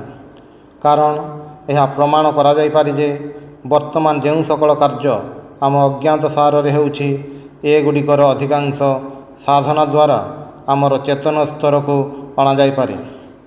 आपाततः मन हुए जेपरिकी हृद यंत्रर क्रिया आम मानक नियंत्रणर अधीन नुहे, यह स्वाभाविक चालुअछि। किंतु अभ्यास द्वारा यही हृद यंत्र को एपरि आयत्त को अणा जाई पारे जे आम मानक इच्छा अनुसार ता मृदु बा द्रुत चलिब अथवा प्राय बंद होइजिब। आम शरीरर प्राय प्रत्येक क्रिया आयत्त को अणा जाई पारे। यार अर्थ कौन? वर्तमान जो सकल क्रिया अवचेतन स्तर रे होउछि से गुडिक मध्य आमे निजे करूछु, केवल अज्ञात सार रे ताहा करूछु, एतिकी मात्र। अतएव देखा जाउछि मनुष्यर मन दुई स्तर रे कार्य करिथाए। प्रथम अवस्था को सज्ञान भूमि कहा जाई पारे, अर्थात कौनसी कार्य करिबा समय रे बोध हुए मु करूछि। अन्य भूमिटी को अज्ञान भूमि कहा जाई पारे। एही स्तर रे आमर अहं बुद्धि रहे नाही। चिंतार जो अंश रे अहं भाव न थाए ताहा अज्ञान भूमिर क्रिया, आउ जो अंश रे अहं भाव थाए ताहा ज्ञानपूर्वक क्रिया। निम्न जातीय जीवजंतु ठारे एही अज्ञान भूमिर कार्यकलाप को सहजात प्रवृत्ति कहती। उच्चतर जीवमानक क्षेत्र रे और उच्चतम जीव मनुष्य ठारे ज्ञानपूर्वक क्रिया प्रबल। किंतु यह शेष कथा नुहे। यह अपेक्षा उच्चतर भूमिर मध्य आम मन काम करिपारे। मन ज्ञानर अतीत अवस्था को जाइपारे। अज्ञान भूमि रे कृतकार्य जेपरि ज्ञानर निम्न भूमिर घटे, ठीक सेहीपरि अन्य एक प्रकार कार्य ज्ञानातीत भूमि रे होइथाए। सेथिरे मध्य कौनसी प्रकार अहं भाव न थाए। एही अहं बुद्धि केवल मध्यम स्तर रे सीमाबद्ध। जेतेबेले मन एही स्तरर ऊर्ध्वरे बा निम्न थाए सेतेबेले कौनसी अहं बोध न थाए। जदिओ सेतेबेले मध्य मनर क्रिया चालू थाए। जेतेबेले मन एही अहं बोधर सीमा अतिक्रम करि जाए सेतेबेले ताहाको समाधि बा ज्ञानातीत अवस्था कहती। समाधि अवस्थारे मनुष्य सज्ञान भूमिर निम्न स्तर को जे चली जाए नहीं, अवनत हो जाए नहीं, यह आमे किपरि जानिबा? कारण दुईटी जाक अवस्थार कार्य अहं भाव शून्य। यार उत्तर होउछि ଫଳ ଦେଖି ନିର୍ଣ୍ଣିତ ହେବ କେଉଁ ସ୍ତର ସଜ୍ଞାନ ଭୂମିର ନିମ୍ନରେ ଆଉ କେଉଁଟି ଏହାର ଊର୍ଦ୍ଧ୍ୱରେ। ଯେତେବେଳେ କେହି ଗଭୀର ନିଦ୍ରାରେ ମଗ୍ନ ହୁଏ ସେ ସେତେବେଳେ ସଜ୍ଞାନ ଭୂମିର ନିମ୍ନକୁ ଅବଚେତନ ଭୂମିକୁ ଚାଲିଯାଏ। କିନ୍ତୁ ସେତେବେଳେ ମଧ୍ୟ ତା ଶରୀରର ସମୁଦାୟ କ୍ରିୟା ଚାଲିଥାଏ। ସେ ଶ୍ୱାସ ପ୍ରଶ୍ୱାସ ଗ୍ରହଣ କରେ, ଏପରିକି ନିଦ୍ରା ଅବସ୍ଥାରେ ଶରୀର ସଞ୍ଚାଳନ ମଧ୍ୟ କରିଥାଏ। ତଥାପି ତାହାର ଏ ସକଳ କାର୍ଯ୍ୟରେ ଅହଂଭାବ ନଥାଏ, କାରଣ ସେତେବେଳେ ତାର ଚେତନା ରହେ ନାହିଁ। ନିଦ୍ରାରୁ ଯେତେବେଳେ ଉତ୍ଥିତ ହୁଏ ସେତେବେଳେ ସେ ଯାହା ପୂର୍ବରୁ ଥିଲା ତାହା ହିଁ ରହେ। ନିଦ୍ରା ଯିବା ପୂର୍ବରୁ ତାର ଯେତିକି ଜ୍ଞାନ ଥିଲା ନିଦ୍ରା ଭଙ୍ଗ ପରେ ମଧ୍ୟ ଠିକ୍ ସେତିକି ଥାଏ। ତାହାର କିଛି ମାତ୍ର ବୃଦ୍ଧି ହୁଏ ନାହିଁ। ତାର ହୃଦୟ କୌଣସି ନୂତନ ଆଲୋକରେ ଉଦ୍ଭାସିତ ହୁଏ ନାହିଁ। କିନ୍ତୁ ଯେତେବେଳେ ମନୁଷ୍ୟ ସମାଧିସ୍ଥ ହୁଏ, ଏପରିକି ମୂର୍ଖ ମଧ୍ୟ ଯଦି ସମାଧିସ୍ଥ ହୁଏ, ସମାଧି ଭଙ୍ଗ ପରେ ସେ ମହାଜ୍ଞାନୀରେ ପରିଣତ ହୁଏ। ଏହି ବିଭିନ୍ନତାର କାରଣ କ'ଣ? ଏକ ଅବସ୍ଥାକୁ ମନୁଷ୍ୟ ଯେପରି ଯାଇଥିଲା ସେହି ରୂପେ ହିଁ ଫେରିଆସିଲା। ଅନ୍ୟ ଏକ ଅବସ୍ଥାରୁ ମନୁଷ୍ୟ ଜ୍ଞାନୀ ହୋଇ ଫେରିଲା। ଜଣେ ମହାପୁରୁଷରେ ପରିଣତ ହେଲା। ତାର ସ୍ୱଭାବ ସମ୍ପୂର୍ଣ୍ଣ ରୂପେ ପରିବର୍ତ୍ତିତ ହୋଇଗଲା। ତାର ଜୀବନ ମଧ୍ୟ ରୂପାନ୍ତରିତ ହୋଇଗଲା। ସେ ଜ୍ଞାନ ଆଲୋକରେ ଉଦ୍ଭାସିତ ହେଲା। ଫଳ ଯେତେବେଳେ ଭିନ୍ନ ସେତେବେଳେ କାରଣ ମଧ୍ୟ ଭିନ୍ନ ହେବ। ସମାଧି ଅବସ୍ଥାରେ ଲବ୍ଧ ଏହି ଜ୍ଞାନ ଆଲୋକ ଯେହେତୁ ଅଜ୍ଞାନ ଅବସ୍ଥାର ଅନୁଭୂତି ଅପେକ୍ଷା ଅନେକ ଉଚ୍ଚତର ବା ଜ୍ଞାନଭୂମିର ଯୁକ୍ତି ବିଚାର ଲବ୍ଧ ଜ୍ଞାନ ଅପେକ୍ଷା ଅନେକ ଉଚ୍ଚତର, ଅତଏବ ତାହା ଜ୍ଞାନାତୀତ ଭୂମିରୁ ନିଶ୍ଚୟ ଆସିଛି। ଏହି କାରଣରୁ ସମାଧି ଜ୍ଞାନାତୀତ ଅବସ୍ଥା ନାମରେ ଅଭିହିତ ହୋଇଛି। ସଂକ୍ଷେପରେ ଏହା ହିଁ ସମାଧି ତତ୍ତ୍ୱ। ଏହି ସମାଧିର କାର୍ଯ୍ୟକାରିତା କ'ଣ? ଆମେ ଜ୍ଞାତସାରରେ ଯେଉଁ ସକଳ ବିଚାରଜନିତ କର୍ମ କରିଥାଉ ତାହା ସଂକୀର୍ଣ୍ଣ ଓ ସୀମାବଦ୍ଧ। ମାନବର ଯୁକ୍ତି ଗୋଟିଏ କ୍ଷୁଦ୍ର ବୃତ୍ତ ମଧ୍ୟରେ କ୍ରିୟା କରିବାକୁ ବାଧ୍ୟ। ବାହାରକୁ ଯିବାର ସାମାନ୍ୟ ଚେଷ୍ଟା ମଧ୍ୟ ଅସମ୍ଭବ। ଅଥଚ ମନୁଷ୍ୟ ଯାହା ଅତିଶୟ ମୂଲ୍ୟବାନ ବୋଲି ମନେକରେ ତାହା ଏହି ଯୁକ୍ତି ବିଚାର ପରିଧିର ବାହାରେ ଅବସ୍ଥିତ। ଅବିନାଶୀ ଆତ୍ମା ଅଛି କି ନାହିଁ, ଈଶ୍ୱର ଅଛନ୍ତି କି ନାହିଁ, ଏହି ଜଗତର ନିୟନ୍ତା ପରମ ଚୈତନ୍ୟ ସ୍ୱରୂପ କେହି ଅଛନ୍ତି କି ନାହିଁ, ଏ ସକଳ ପ୍ରଶ୍ନ ଯୁକ୍ତି ବିଚାରର ସୀମାର ବାହାରେ। ଯୁକ୍ତି କେବେ ହେଲେ ଏହି ସକଳ ପ୍ରଶ୍ନର ଉତ୍ତର ଦେଇପାରିବ ନାହିଁ। ଯୁକ୍ତି କହେ, ମୁଁ ଅଜ୍ଞବାଦୀ, ମୁଁ ଅସ୍ତି ବା ନାସ୍ତି କିଛି ହେଲେ ଜାଣିନାହିଁ। କିନ୍ତୁ ଏହି ପ୍ରଶ୍ନଗୁଡ଼ିକ ଆମମାନଙ୍କ ପକ୍ଷରେ ଅତି ପ୍ରୟୋଜନୀୟ। ଏହି ପ୍ରଶ୍ନଗୁଡ଼ିକର ଯଥାଯଥ ଉତ୍ତର ନ ପାଇଲେ ମାନବ ଜୀବନ ଉଦ୍ଦେଶ୍ୟହୀନ ହୋଇପଡ଼େ। ଆମମାନଙ୍କର ସମୁଦାୟ ନୈତିକ ମତ ଓ ମନୋଭାବ ମନୁଷ୍ୟ ସ୍ୱଭାବରେ ଯାହା କିଛି ମହତ୍ ଓ ଉତ୍ତମ ତାହା ସବୁ ଯୁକ୍ତିରାଜ୍ୟର ବାହାରୁ ଆସିଛି। ଅତଏବ ଏହି ସକଳ ପ୍ରଶ୍ନର ସୁମୀମାଂସା ଆମମାନଙ୍କର ଏକାନ୍ତ ପ୍ରୟୋଜନ। ଜୀବନ ଯଦି କେବଳ ଗୋଟିଏ ନାଟକ ହୁଏ, ବିଶ୍ୱଜଗତ ଯଦି କେତେଗୁଡ଼ିଏ ପରମାଣୁର ଆକସ୍ମିକ ମିଳନ ମାତ୍ର ହୁଏ, ତାହେଲେ ଆମେ ଅନ୍ୟର ଉପକାର କାହିଁକି କରିବା? ଦୟା, ନ୍ୟାୟପରତା ଅଥବା ସହାନୁଭୂତିର ପ୍ରୟୋଜନ କ'ଣ? ତେବେ ସ୍ୱାର୍ଥପରତା ପୃଥିବୀର ସର୍ବୋତ୍କୃଷ୍ଟ ନୀତି ହୁଅନ୍ତା। ମୁଁ ମୋ ଭାଇର ତଣ୍ଟି ନ କାଟି ତାକୁ ଭଲ ପାଇବି କାହିଁକି? ଯଦି ଅତୀତର କୌଣସି ସତ୍ତା ନଥାଏ, ଯଦି ମୁକ୍ତି ବୋଲି କିଛି ନଥାଏ, ଯଦି କେତେଗୁଡ଼ିଏ କଠୋର ପ୍ରାଣହୀନ ନିୟମ ହିଁ ସର୍ବସ୍ୱ ହୁଏ, ତେବେ ଯେଉଁଥିରେ ଆମେ ଇହଲୋକରେ ସୁଖୀ ହୋଇପାରୁ କେବଳ ସେତିକିର ହିଁ ଚେଷ୍ଟା କରିବା। ଆଜିକାଲି ଅନେକେ କହନ୍ତି ଆମମାନଙ୍କ ନୀତିର ଭିତ୍ତି ହେଉଛି ହିତବାଦ। ଏହି ନୀତିର ଭିତ୍ତି କ'ଣ? ସର୍ବାପେକ୍ଷା ଅଧିକ ସଂଖ୍ୟକ ଲୋକମାନଙ୍କର ସର୍ବାଧିକ ସୁଖର ବ୍ୟବସ୍ଥା କରିବା। କିନ୍ତୁ କାହିଁକି ଆମେ ଏହା କରିବୁ? ଯଦି ମୋର ଉଦ୍ଦେଶ୍ୟ ସିଦ୍ଧ ହୁଏ ତାହେଲେ ମୁଁ ଲୋକମାନଙ୍କର ଅତ୍ୟଧିକ ଅନିଷ୍ଟ ସାଧନା କରିବି ନାହିଁ କାହିଁକି? ହିତବାଦୀଗଣ ଏହି ପ୍ରଶ୍ନର କ'ଣ ଉତ୍ତର ଦେବେ? ଭଲ ବା ମନ୍ଦ ତାହା ତୁମେ କିପରି ଜାଣିବ? ମୁଁ ମୋର ବାସନା ଦ୍ୱାରା ପରିଚାଳିତ ହୋଇ ତାହାର ତୃପ୍ତି ସାଧନ କଲି। ଏହା ମୋର ସ୍ୱଭାବ ସିଦ୍ଧ। ଏହା ଅପେକ୍ଷା ମୁଁ ଅଧିକ କିଛି ଜାଣି ନାହିଁ। ମୋର ଏହିସବୁ ବାସନା ଅଛି, ମୁଁ ଏଗୁଡ଼ିକ ପୂର୍ଣ୍ଣ କରିବି। ତୁମର ଆପତ୍ତି କରିବାର କି ଅଧିକାର ଅଛି? ନୀତି, ଆତ୍ମାର ଅମରତ୍ୱ, ଈଶ୍ୱର ପ୍ରେମ ଓ ସହାନୁଭୂତି, ସାଧୁତ୍ୱ ଏବଂ ସର୍ବୋପରି ନିଃସ୍ୱାର୍ଥପରତା। ମନୁଷ୍ୟ ଜୀବନର ଏହି ସକଳ ମହତ୍ ସତ୍ୟଗୁଡ଼ିକର ଅର୍ଥ କ'ଣ? ସମଗ୍ର ନୀତିଶାସ୍ତ୍ର, ମନୁଷ୍ୟର ସକଳ କାର୍ଯ୍ୟ ଓ ଚିନ୍ତା ଏହି ନିଃସ୍ୱାର୍ଥତା ରୂପକ ଭିତ୍ତି ଉପରେ ପ୍ରତିଷ୍ଠିତ। ମାନବ ଜୀବନର ସମୁଦାୟ ଭାବ ଏହି ନିଃସ୍ୱାର୍ଥପରତା ଏହି ଗୋଟିଏ ମାତ୍ର ଶବ୍ଦ ମଧ୍ୟରେ ସନ୍ନିବେଶିତ କରାଯାଇପାରେ। କାହିଁକି ଆମେ ସ୍ୱାର୍ଥଶୂନ୍ୟ ହେବୁ? ନିଃସ୍ୱାର୍ଥ ହେବାର ପ୍ରୟୋଜନ କ'ଣ? ତୁମେ ନିଜକୁ ଯୁକ୍ତିବାଦୀ, ହିତବାଦୀ କହିଥାଅ, କିନ୍ତୁ ତୁମେ ଯଦି ହିତ ସାଧନ କରିବାର ଯୁକ୍ତି ଦେଖାଇ ନପାର, ତାହେଲେ ମୁଁ ତୁମକୁ ଅଯୌକ୍ତିକ କହିବି। ମୁଁ କାହିଁକି ସ୍ୱାର୍ଥପର ନ ହେବି? ମୋତେ ଯୁକ୍ତି ଦେଖାଅ। ଅବଶ୍ୟ ଭାଷା ଦୃଷ୍ଟିରୁ ନିଃସ୍ୱାର୍ଥତା ଅତି ସୁନ୍ଦର କଥା ହୋଇପାରେ, କିନ୍ତୁ ତାହା ତ କୌଣସି ଯୁକ୍ତି ହୋଇନପାରେ। ମୋତେ ଯୁକ୍ତି ଦେଖାଅ, କାହିଁକି ମୁଁ ନିଃସ୍ୱାର୍ଥ ହେବି? କାହିଁକି ମୁଁ ସତ୍ ହେବି? ଅମୁକ ଲୋକ ଏହା କହିଲେ, ଏପରି କଥାର କୌଣସି ମୂଲ୍ୟ ମୋ ନିକଟରେ ନାହିଁ। ମୋର ନିଃସ୍ୱାର୍ଥ ହେବାର ଉପଯୋଗିତା କେଉଁଠି? ହିତ କହିଲେ ଯଦି ଅଧିକ ସୁଖ ବୁଝାଏ, ତେବେ ସ୍ୱାର୍ଥପର ହେବା ମୋ ପକ୍ଷରେ ହିତକର। ଏହାର ଉତ୍ତର କ'ଣ? ହିତବାଦୀଗଣ ଏହାର କୌଣସି ଉତ୍ତର ଦେଇପାରନ୍ତି ନାହିଁ। ଏହାର ଉତ୍ତର ଏହି ପରିଦୃଶ୍ୟମାନ ଜଗତ ଏକ ଅନନ୍ତ ସମୁଦ୍ରର ଗୋଟିଏ କ୍ଷୁଦ୍ର ବିନ୍ଦୁ, ଅନନ୍ତ ଶୃଙ୍ଖଳର ଗୋଟିଏ କ୍ଷୁଦ୍ର ଶିକୁଳି ମାତ୍ର।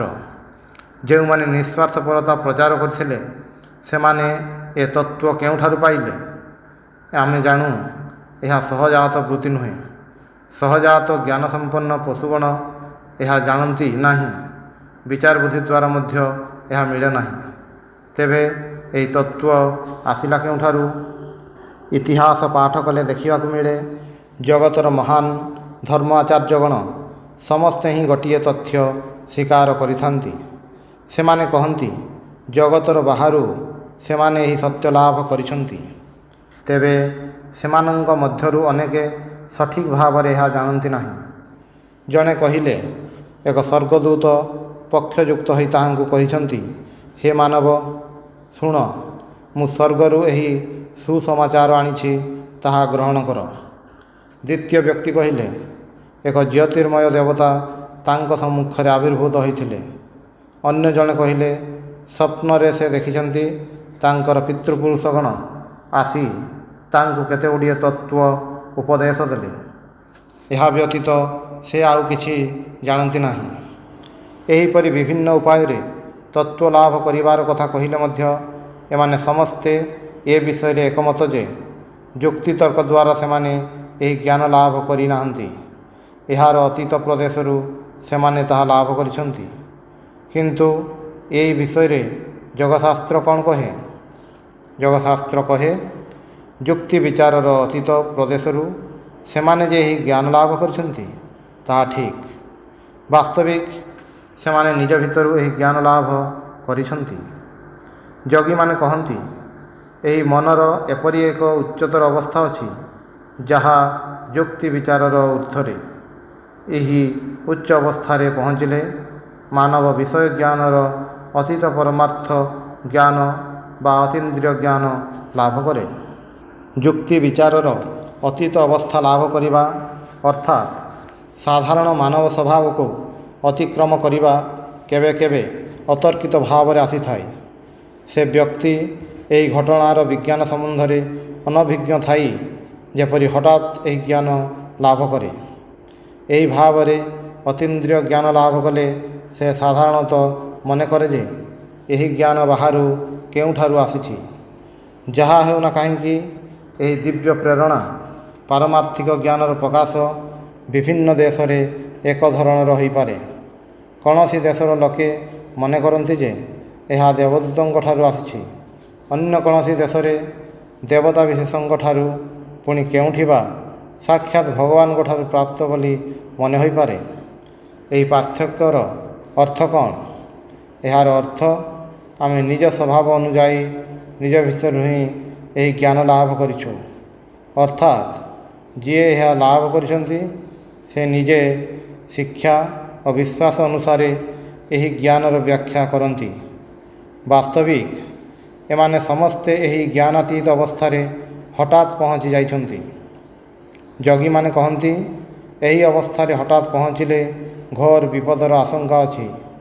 ଅନେକ ସ୍ଥଳରେ ମସ୍ତିଷ୍କ ବିକୃତ ହୋଇଯିବାର ସମ୍ଭାବନା ଅଛି। ସଚରାଚର ଦେଖିବ, ଯେଉଁ ସବୁ ବ୍ୟକ୍ତି ହଠାତ୍ ଏହି ଅତୀନ୍ଦ୍ରିୟ ଜ୍ଞାନ ଲାଭ କରିଛନ୍ତି ଅଥଚ ତାହାର ବୈଜ୍ଞାନିକ ତତ୍ତ୍ୱ ବୁଝିନାହାନ୍ତି, ସେମାନେ ଯେତେ ବଡ଼ ହୁଅନ୍ତୁ ନା କାହିଁକି ଅନ୍ଧାରରେ ଦରାଣ୍ଡି ହୋଇଛନ୍ତି ଏବଂ ସେମାନଙ୍କର ଏହି ଜ୍ଞାନ ସହିତ ସାଧାରଣତଃ କିଛି ନା କିଛି କିମ୍ଭୂତ କିମାକାର କୁସଂସ୍କାର ରହିଯାଇଛି। ସେମାନେ ଅନେକ ଭ୍ରାନ୍ତିକୁ ଅଯଥା ପ୍ରଶ୍ରୟ ଦେଇଛନ୍ତି। ସେ ଯାହା ହେଉ, ଆମେମାନେ ଅନେକ ମହାପୁରୁଷଙ୍କ ଜୀବନ ଚରିତ ଆଲୋଚନା କରି ଦେଖୁ ଯେ ଉକ୍ତ ବିପଦର ଆଶଙ୍କା ଅଛି। କିନ୍ତୁ ଆମେ ଦେଖିବାକୁ ପାଉ ସେମାନେ ସମସ୍ତେ ଦିବ୍ୟ ପ୍ରେରଣା ଲାଭ କରିଥିଲେ। ସେମାନେ ଯେକୌଣସି ଭାବରେ ହେଉ ଏହି ଜ୍ଞାନାତୀତ ଭୂମିରେ ଆରୋହଣ କରିଥିଲେ। ଯେତେବେଳେ କୌଣସି ମହାପୁରୁଷ କେବଳ ଭାବ ଉଚ୍ଛ୍ୱାସ ହେତୁ ଏହି ଅବସ୍ଥାରେ ଉପନୀତ ହୋଇଛନ୍ତି, ସେ କିଛି ସତ୍ୟ ଲାଭ କରିଛନ୍ତି ସତ, କିନ୍ତୁ ତାହା କିଛି କୁସଂସ୍କାର ଓ ମତାନ୍ଧତା ମଧ୍ୟ ତାଙ୍କଠାରେ ଦେଖାଦେଇଛି। ତାଙ୍କ ଶିକ୍ଷା ଦ୍ୱାରା ଯେପରି ଜଗତର ଉପକାର ହୋଇଛି, ଏହି କୁସଂସ୍କାର ଆଦି ଦ୍ୱାରା ସେହିପରି କ୍ଷତି ମଧ୍ୟ ହୋଇଛି। ଅସାମଞ୍ଜସ୍ୟପୂର୍ଣ୍ଣ ମନୁଷ୍ୟ ଜୀବନରେ କିଛି ସାମଞ୍ଜସ୍ୟ ଓ ଯୁକ୍ତି ଦେଖିବା ପାଇଁ ଆମମାନଙ୍କୁ ସାଧାରଣ ଯୁକ୍ତିର ଊର୍ଦ୍ଧ୍ୱକୁ ଯିବାକୁ ପଡ଼ିବ, କିନ୍ତୁ ତାହା ବୈଜ୍ଞାନିକ ଭାବରେ ନିୟମିତ ସାଧନା ଦ୍ୱାରା କରିବାକୁ ହେବ ଏବଂ ସମୁଦାୟ କୁସଂସ୍କାରକୁ ବିସର୍ଜନ କରିବାକୁ ପଡ଼ିବ। ଅନ୍ୟ କୌଣସି ବିଜ୍ଞାନ ଶିକ୍ଷା ସମୟରେ ଆମେ ଯେପରି କରିଥାଉ, ସମାଧି ତତ୍ତ୍ୱ ଶିକ୍ଷା ସମୟରେ ଠିକ୍ ସେହିପରି କରିବାକୁ ହେବ। ଯୁକ୍ତି ଉପରେ ଆମକୁ ଭିତ୍ତି ସ୍ଥାପନ କରିବାକୁ ହିଁ ହେବ। ଯୁକ୍ତି ଆମମାନଙ୍କୁ ଯେତେ ଦୂର ନେଇଯାଏ ସେତେ ଦୂର ଯିବାକୁ ପଡ଼ିବ। ଯୁକ୍ତି ଯେତେବେଳେ ଆଉ ଚଳିବ ନାହିଁ, ସେତେବେଳେ ଯୁକ୍ତି ସର୍ବୋଚ୍ଚ ଅବସ୍ଥା ଲାଭର ପଥ ଦେଖାଇଦେବ। ଅତଏବ ଯେବେ ଶୁଣିବ କେହି କହୁଛନ୍ତି ମୁଁ ପ୍ରତ୍ୟାଦିଷ୍ଟ ଅଥଚ ଯୁକ୍ତି ବିରୁଦ୍ଧ କଥା କହୁଛନ୍ତି, ତାଙ୍କ କଥା ଶୁଣିବ ନାହିଁ। କାହିଁକି? କାରଣ ଏହି ତିନି ଅବସ୍ଥା ସହଜାତ ଜ୍ଞାନ, ବିଚାରପୂର୍ବକ ଜ୍ଞାନ ଓ ଜ୍ଞାନାତୀତ ଅବସ୍ଥା ଅଥବା ଅଜ୍ଞାନ, ସଜ୍ଞାନ ଓ ଜ୍ଞାନାତୀତ ଅବସ୍ଥା ଗୋଟିଏ ମନର ବିଭିନ୍ନ ଅବସ୍ଥା ମାତ୍ର। ଜଣେ ବ୍ୟକ୍ତିର ତିନୋଟି ମନ ରହିପାରେ ନାହିଁ। ସହଜାତ ଜ୍ଞାନ ବିଚାରପୂର୍ବକ ଜ୍ଞାନରେ ଓ ବିଚାରପୂର୍ବକ ଜ୍ଞାନ ଜ୍ଞାନାତୀତ ଅବସ୍ଥାରେ ପରିଣତ ହୁଏ। ସୁତରାଂ ଅବସ୍ଥାଗୁଡ଼ିକ ପରସ୍ପର ବିରୋଧୀ ନୁହେଁ। ପ୍ରେରଣା ଯୁକ୍ତି ବିରୋଧୀ ନୁହେଁ, ବରଂ ଏହା ଯୁକ୍ତିର ପୂର୍ଣ୍ଣତା ସାଧନ କରେ। ଈଶ୍ୱର ପ୍ରେରିତ ମହାପୁରୁଷଗଣ କହିଛନ୍ତି, ମୁଁ ଧ୍ୱଂସ କରିବା ପାଇଁ ଆସିନାହିଁ, ସମ୍ପୂର୍ଣ୍ଣ କରିବାକୁ ଆସିଅଛି। ପ୍ରେରଣା ଯୁକ୍ତିକୁ ପରିପୂର୍ଣ୍ଣ କରେ। ଯୁକ୍ତି ସହିତ ତାହାର ପୂର୍ଣ୍ଣ ସାମଞ୍ଜସ୍ୟ ଅଛି। ବୈଜ୍ଞାନିକ ଉପାୟରେ ସମାଧି ବା ଜ୍ଞାନାତୀତ ଅବସ୍ଥା ଲାଭ କରିବା ପାଇଁ ଯୋଗର ସୋପାନଗୁଡ଼ିକ ଉପଦିଷ୍ଟ ହୋଇଅଛି। ଅଧିକନ୍ତୁ ଏହା ବୁଝିବା ବିଶେଷ ଆବଶ୍ୟକ ଯେ ଏହି ଅତୀନ୍ଦ୍ରିୟ ପ୍ରେରଣା ଲାଭ କରିବାର ଶକ୍ତି ପ୍ରାଚୀନ ମହାପୁରୁଷଗଣଙ୍କ ପରି ପ୍ରତ୍ୟେକ ମନୁଷ୍ୟର ସ୍ୱଭାବରେ ଅନ୍ତର୍ନିହିତ ଅଛି। ଏହି ମହାପୁରୁଷଗଣ ଆମଠାରୁ ସମ୍ପୂର୍ଣ୍ଣ ପୃଥକ୍ ନଥିଲେ। ସେମାନେ ମଧ୍ୟ ତୁମ ମୋ ଭଳି ମନୁଷ୍ୟ ଥିଲେ। ସେମାନେ ଖୁବ୍ ଉଚ୍ଚ ସ୍ତରର ଯୋଗୀ ଥିଲେ ଏବଂ ଏହି ଜ୍ଞାନାତୀତ ଅବସ୍ଥା ଲାଭ କରିଥିଲେ। ଚେଷ୍ଟା କଲେ ଆମେ ତୁମେ ମଧ୍ୟ ତାହା ଲାଭ କରିପାରିବା। ଜଣେ ଏହି ଅବସ୍ଥା ଲାଭ କରିଛନ୍ତି, ଏହି ଘଟଣାରୁ ହିଁ ପ୍ରମାଣିତ ହୁଏ ଯେ ପ୍ରତ୍ୟେକ ବ୍ୟକ୍ତିଙ୍କ ପକ୍ଷରେ ଏହି ଅବସ୍ଥା ଲାଭ କରିବା ସମ୍ଭବ। ଏହା ଯେ କେବଳ ସମ୍ଭବ ତାହା ନୁହେଁ, ସମସ୍ତଙ୍କୁ ଯଥା ସମୟରେ ଏହି ଅବସ୍ଥା ଲାଭ କରିବାକୁ ହେବ। ଏହା ହିଁ ଧର୍ମ। ଅଭିଜ୍ଞତା ହିଁ ଆମର ଏକମାତ୍ର ଶିକ୍ଷକ।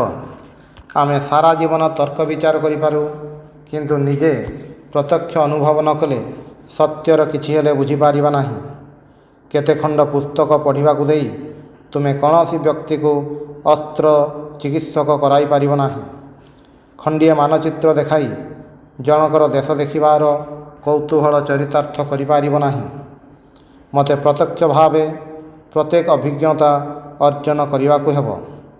ମାନଚିତ୍ର କେବଳ ଅଧିକତର ଜ୍ଞାନ ଲାଭ କରିବା ପାଇଁ ଆଗ୍ରହ ଜନ୍ମାଇ ଦେଇପାରେ। ଏହା ବ୍ୟତୀତ ତାହାର ଅନ୍ୟ କୌଣସି ମୂଲ୍ୟ ନାହିଁ। କେବଳ ପୁସ୍ତକ ଉପରେ ନିର୍ଭର କରି ମନୁଷ୍ୟ ନିଜ ମନକୁ ଅବନତି ଦିଗକୁ ନେଇଯାଏ। ଈଶ୍ୱରୀୟ ଜ୍ଞାନ କେବଳ ଏହି ପୁସ୍ତକରେ ବା ଅମୁକ ଶାସ୍ତ୍ରରେ ସୀମାବଦ୍ଧ, ଏପରି କହିବା ଅପେକ୍ଷା ଘୋରତର ଈଶ୍ୱର ନିନ୍ଦା ଆଉ କ'ଣ ଥାଇପାରେ? ମନୁଷ୍ୟ ଭଗବାନଙ୍କୁ ଅନନ୍ତ ବୋଲି କହେ, ଅଥଚ ଗୋଟିଏ କ୍ଷୁଦ୍ର ଗ୍ରନ୍ଥର ଗଣ୍ଡିରେ ତାଙ୍କୁ ସୀମାବଦ୍ଧ କରିବାକୁ ଚାହେଁ। କୌଣସି ବିଶେଷ ଧର୍ମଗ୍ରନ୍ଥରେ ଯାହା ଅଛି ତାହାକୁ ବିଶ୍ୱାସ କରିନାହାନ୍ତି ବୋଲି ଖଣ୍ଡିଏ ଗ୍ରନ୍ଥ ମଧ୍ୟରେ ସମୁଦାୟ ଜ୍ଞାନ ସୀମାବଦ୍ଧ, ଏହି କଥା ବିଶ୍ୱାସ କରିବାକୁ ପ୍ରସ୍ତୁତ ହୋଇନାହାନ୍ତି ବୋଲି ଲକ୍ଷ ଲକ୍ଷ ଲୋକ ନିହତ ହୋଇଛନ୍ତି। ଅବଶ୍ୟ ଏହି ହତ୍ୟାର ଯୁଗ ବର୍ତ୍ତମାନ ଚାଲିଯାଇଛି, କିନ୍ତୁ ଜଗତ ଏବେ ସୁଦ୍ଧା ଧର୍ମଗ୍ରନ୍ଥରେ ଅନ୍ଧବିଶ୍ୱାସୀ।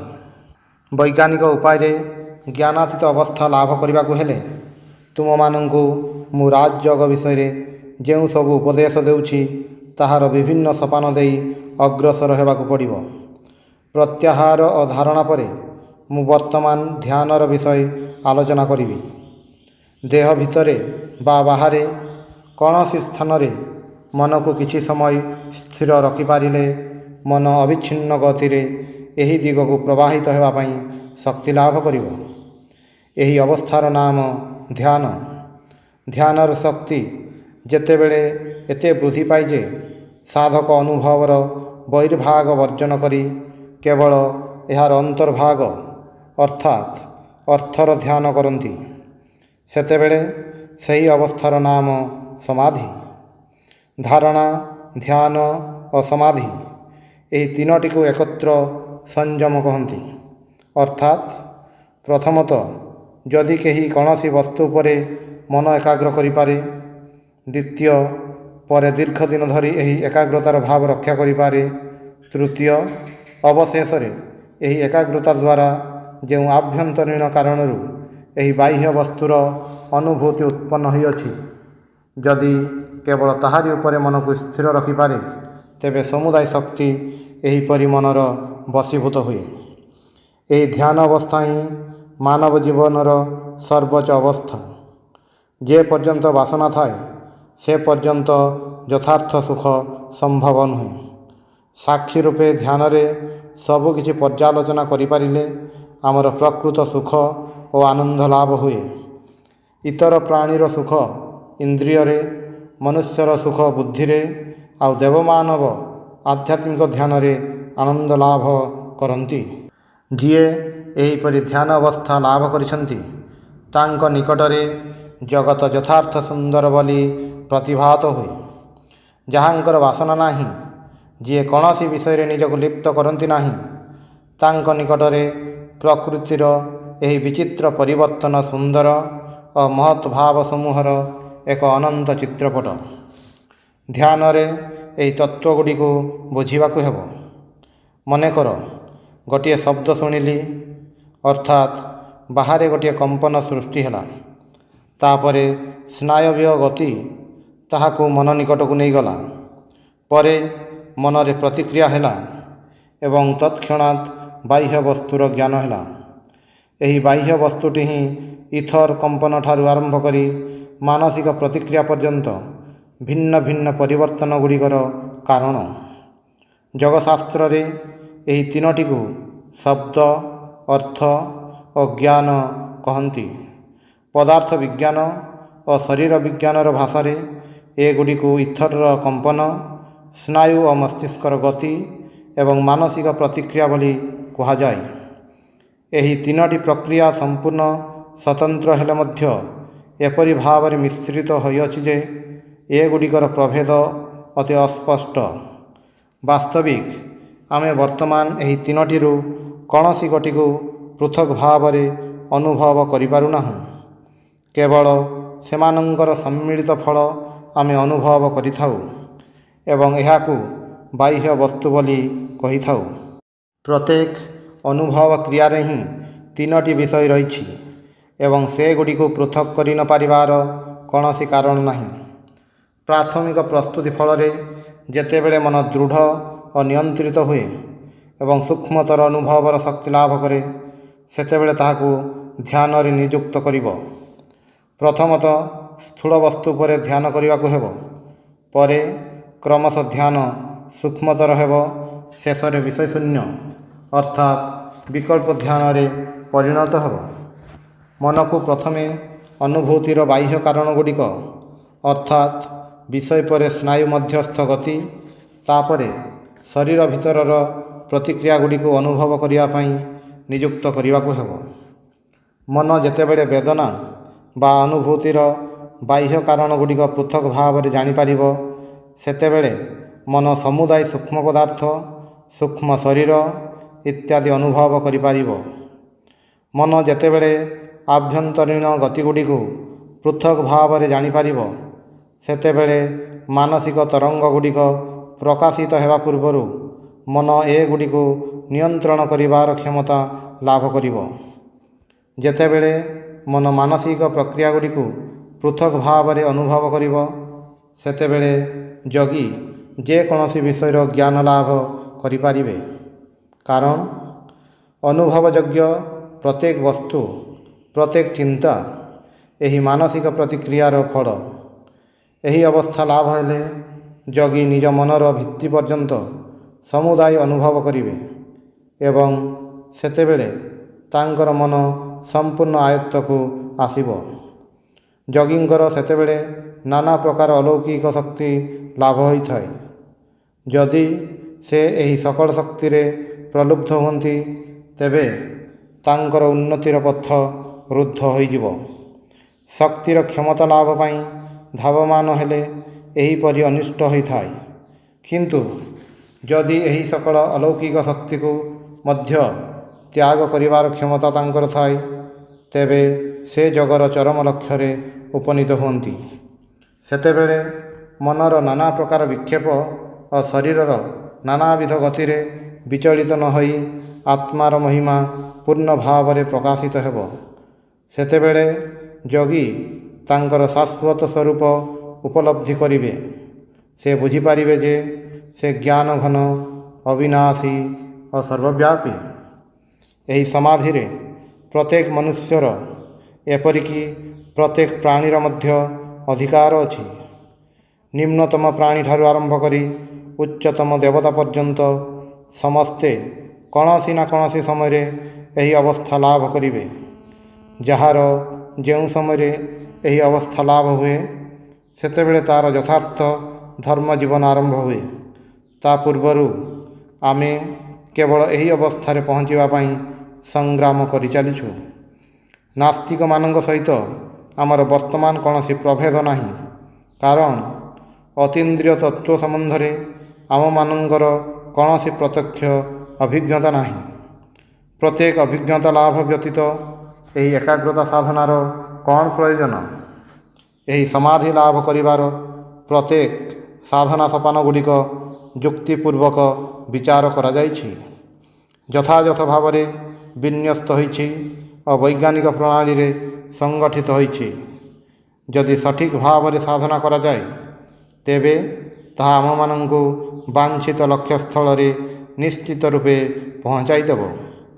ସେତେବେଳେ ଆମର ସମସ୍ତ ଦୁଃଖ ଦୂର ହେବ, ସକଳ ଯନ୍ତ୍ରଣା ଅନ୍ତର୍ହିତ ହେବ, କର୍ମ ବୀଜ ଦଗ୍ଧ ହୋଇଯିବ ଏବଂ ଆତ୍ମା ଅନନ୍ତ କାଳ ପାଇଁ ମୁକ୍ତ ହୋଇଯିବ।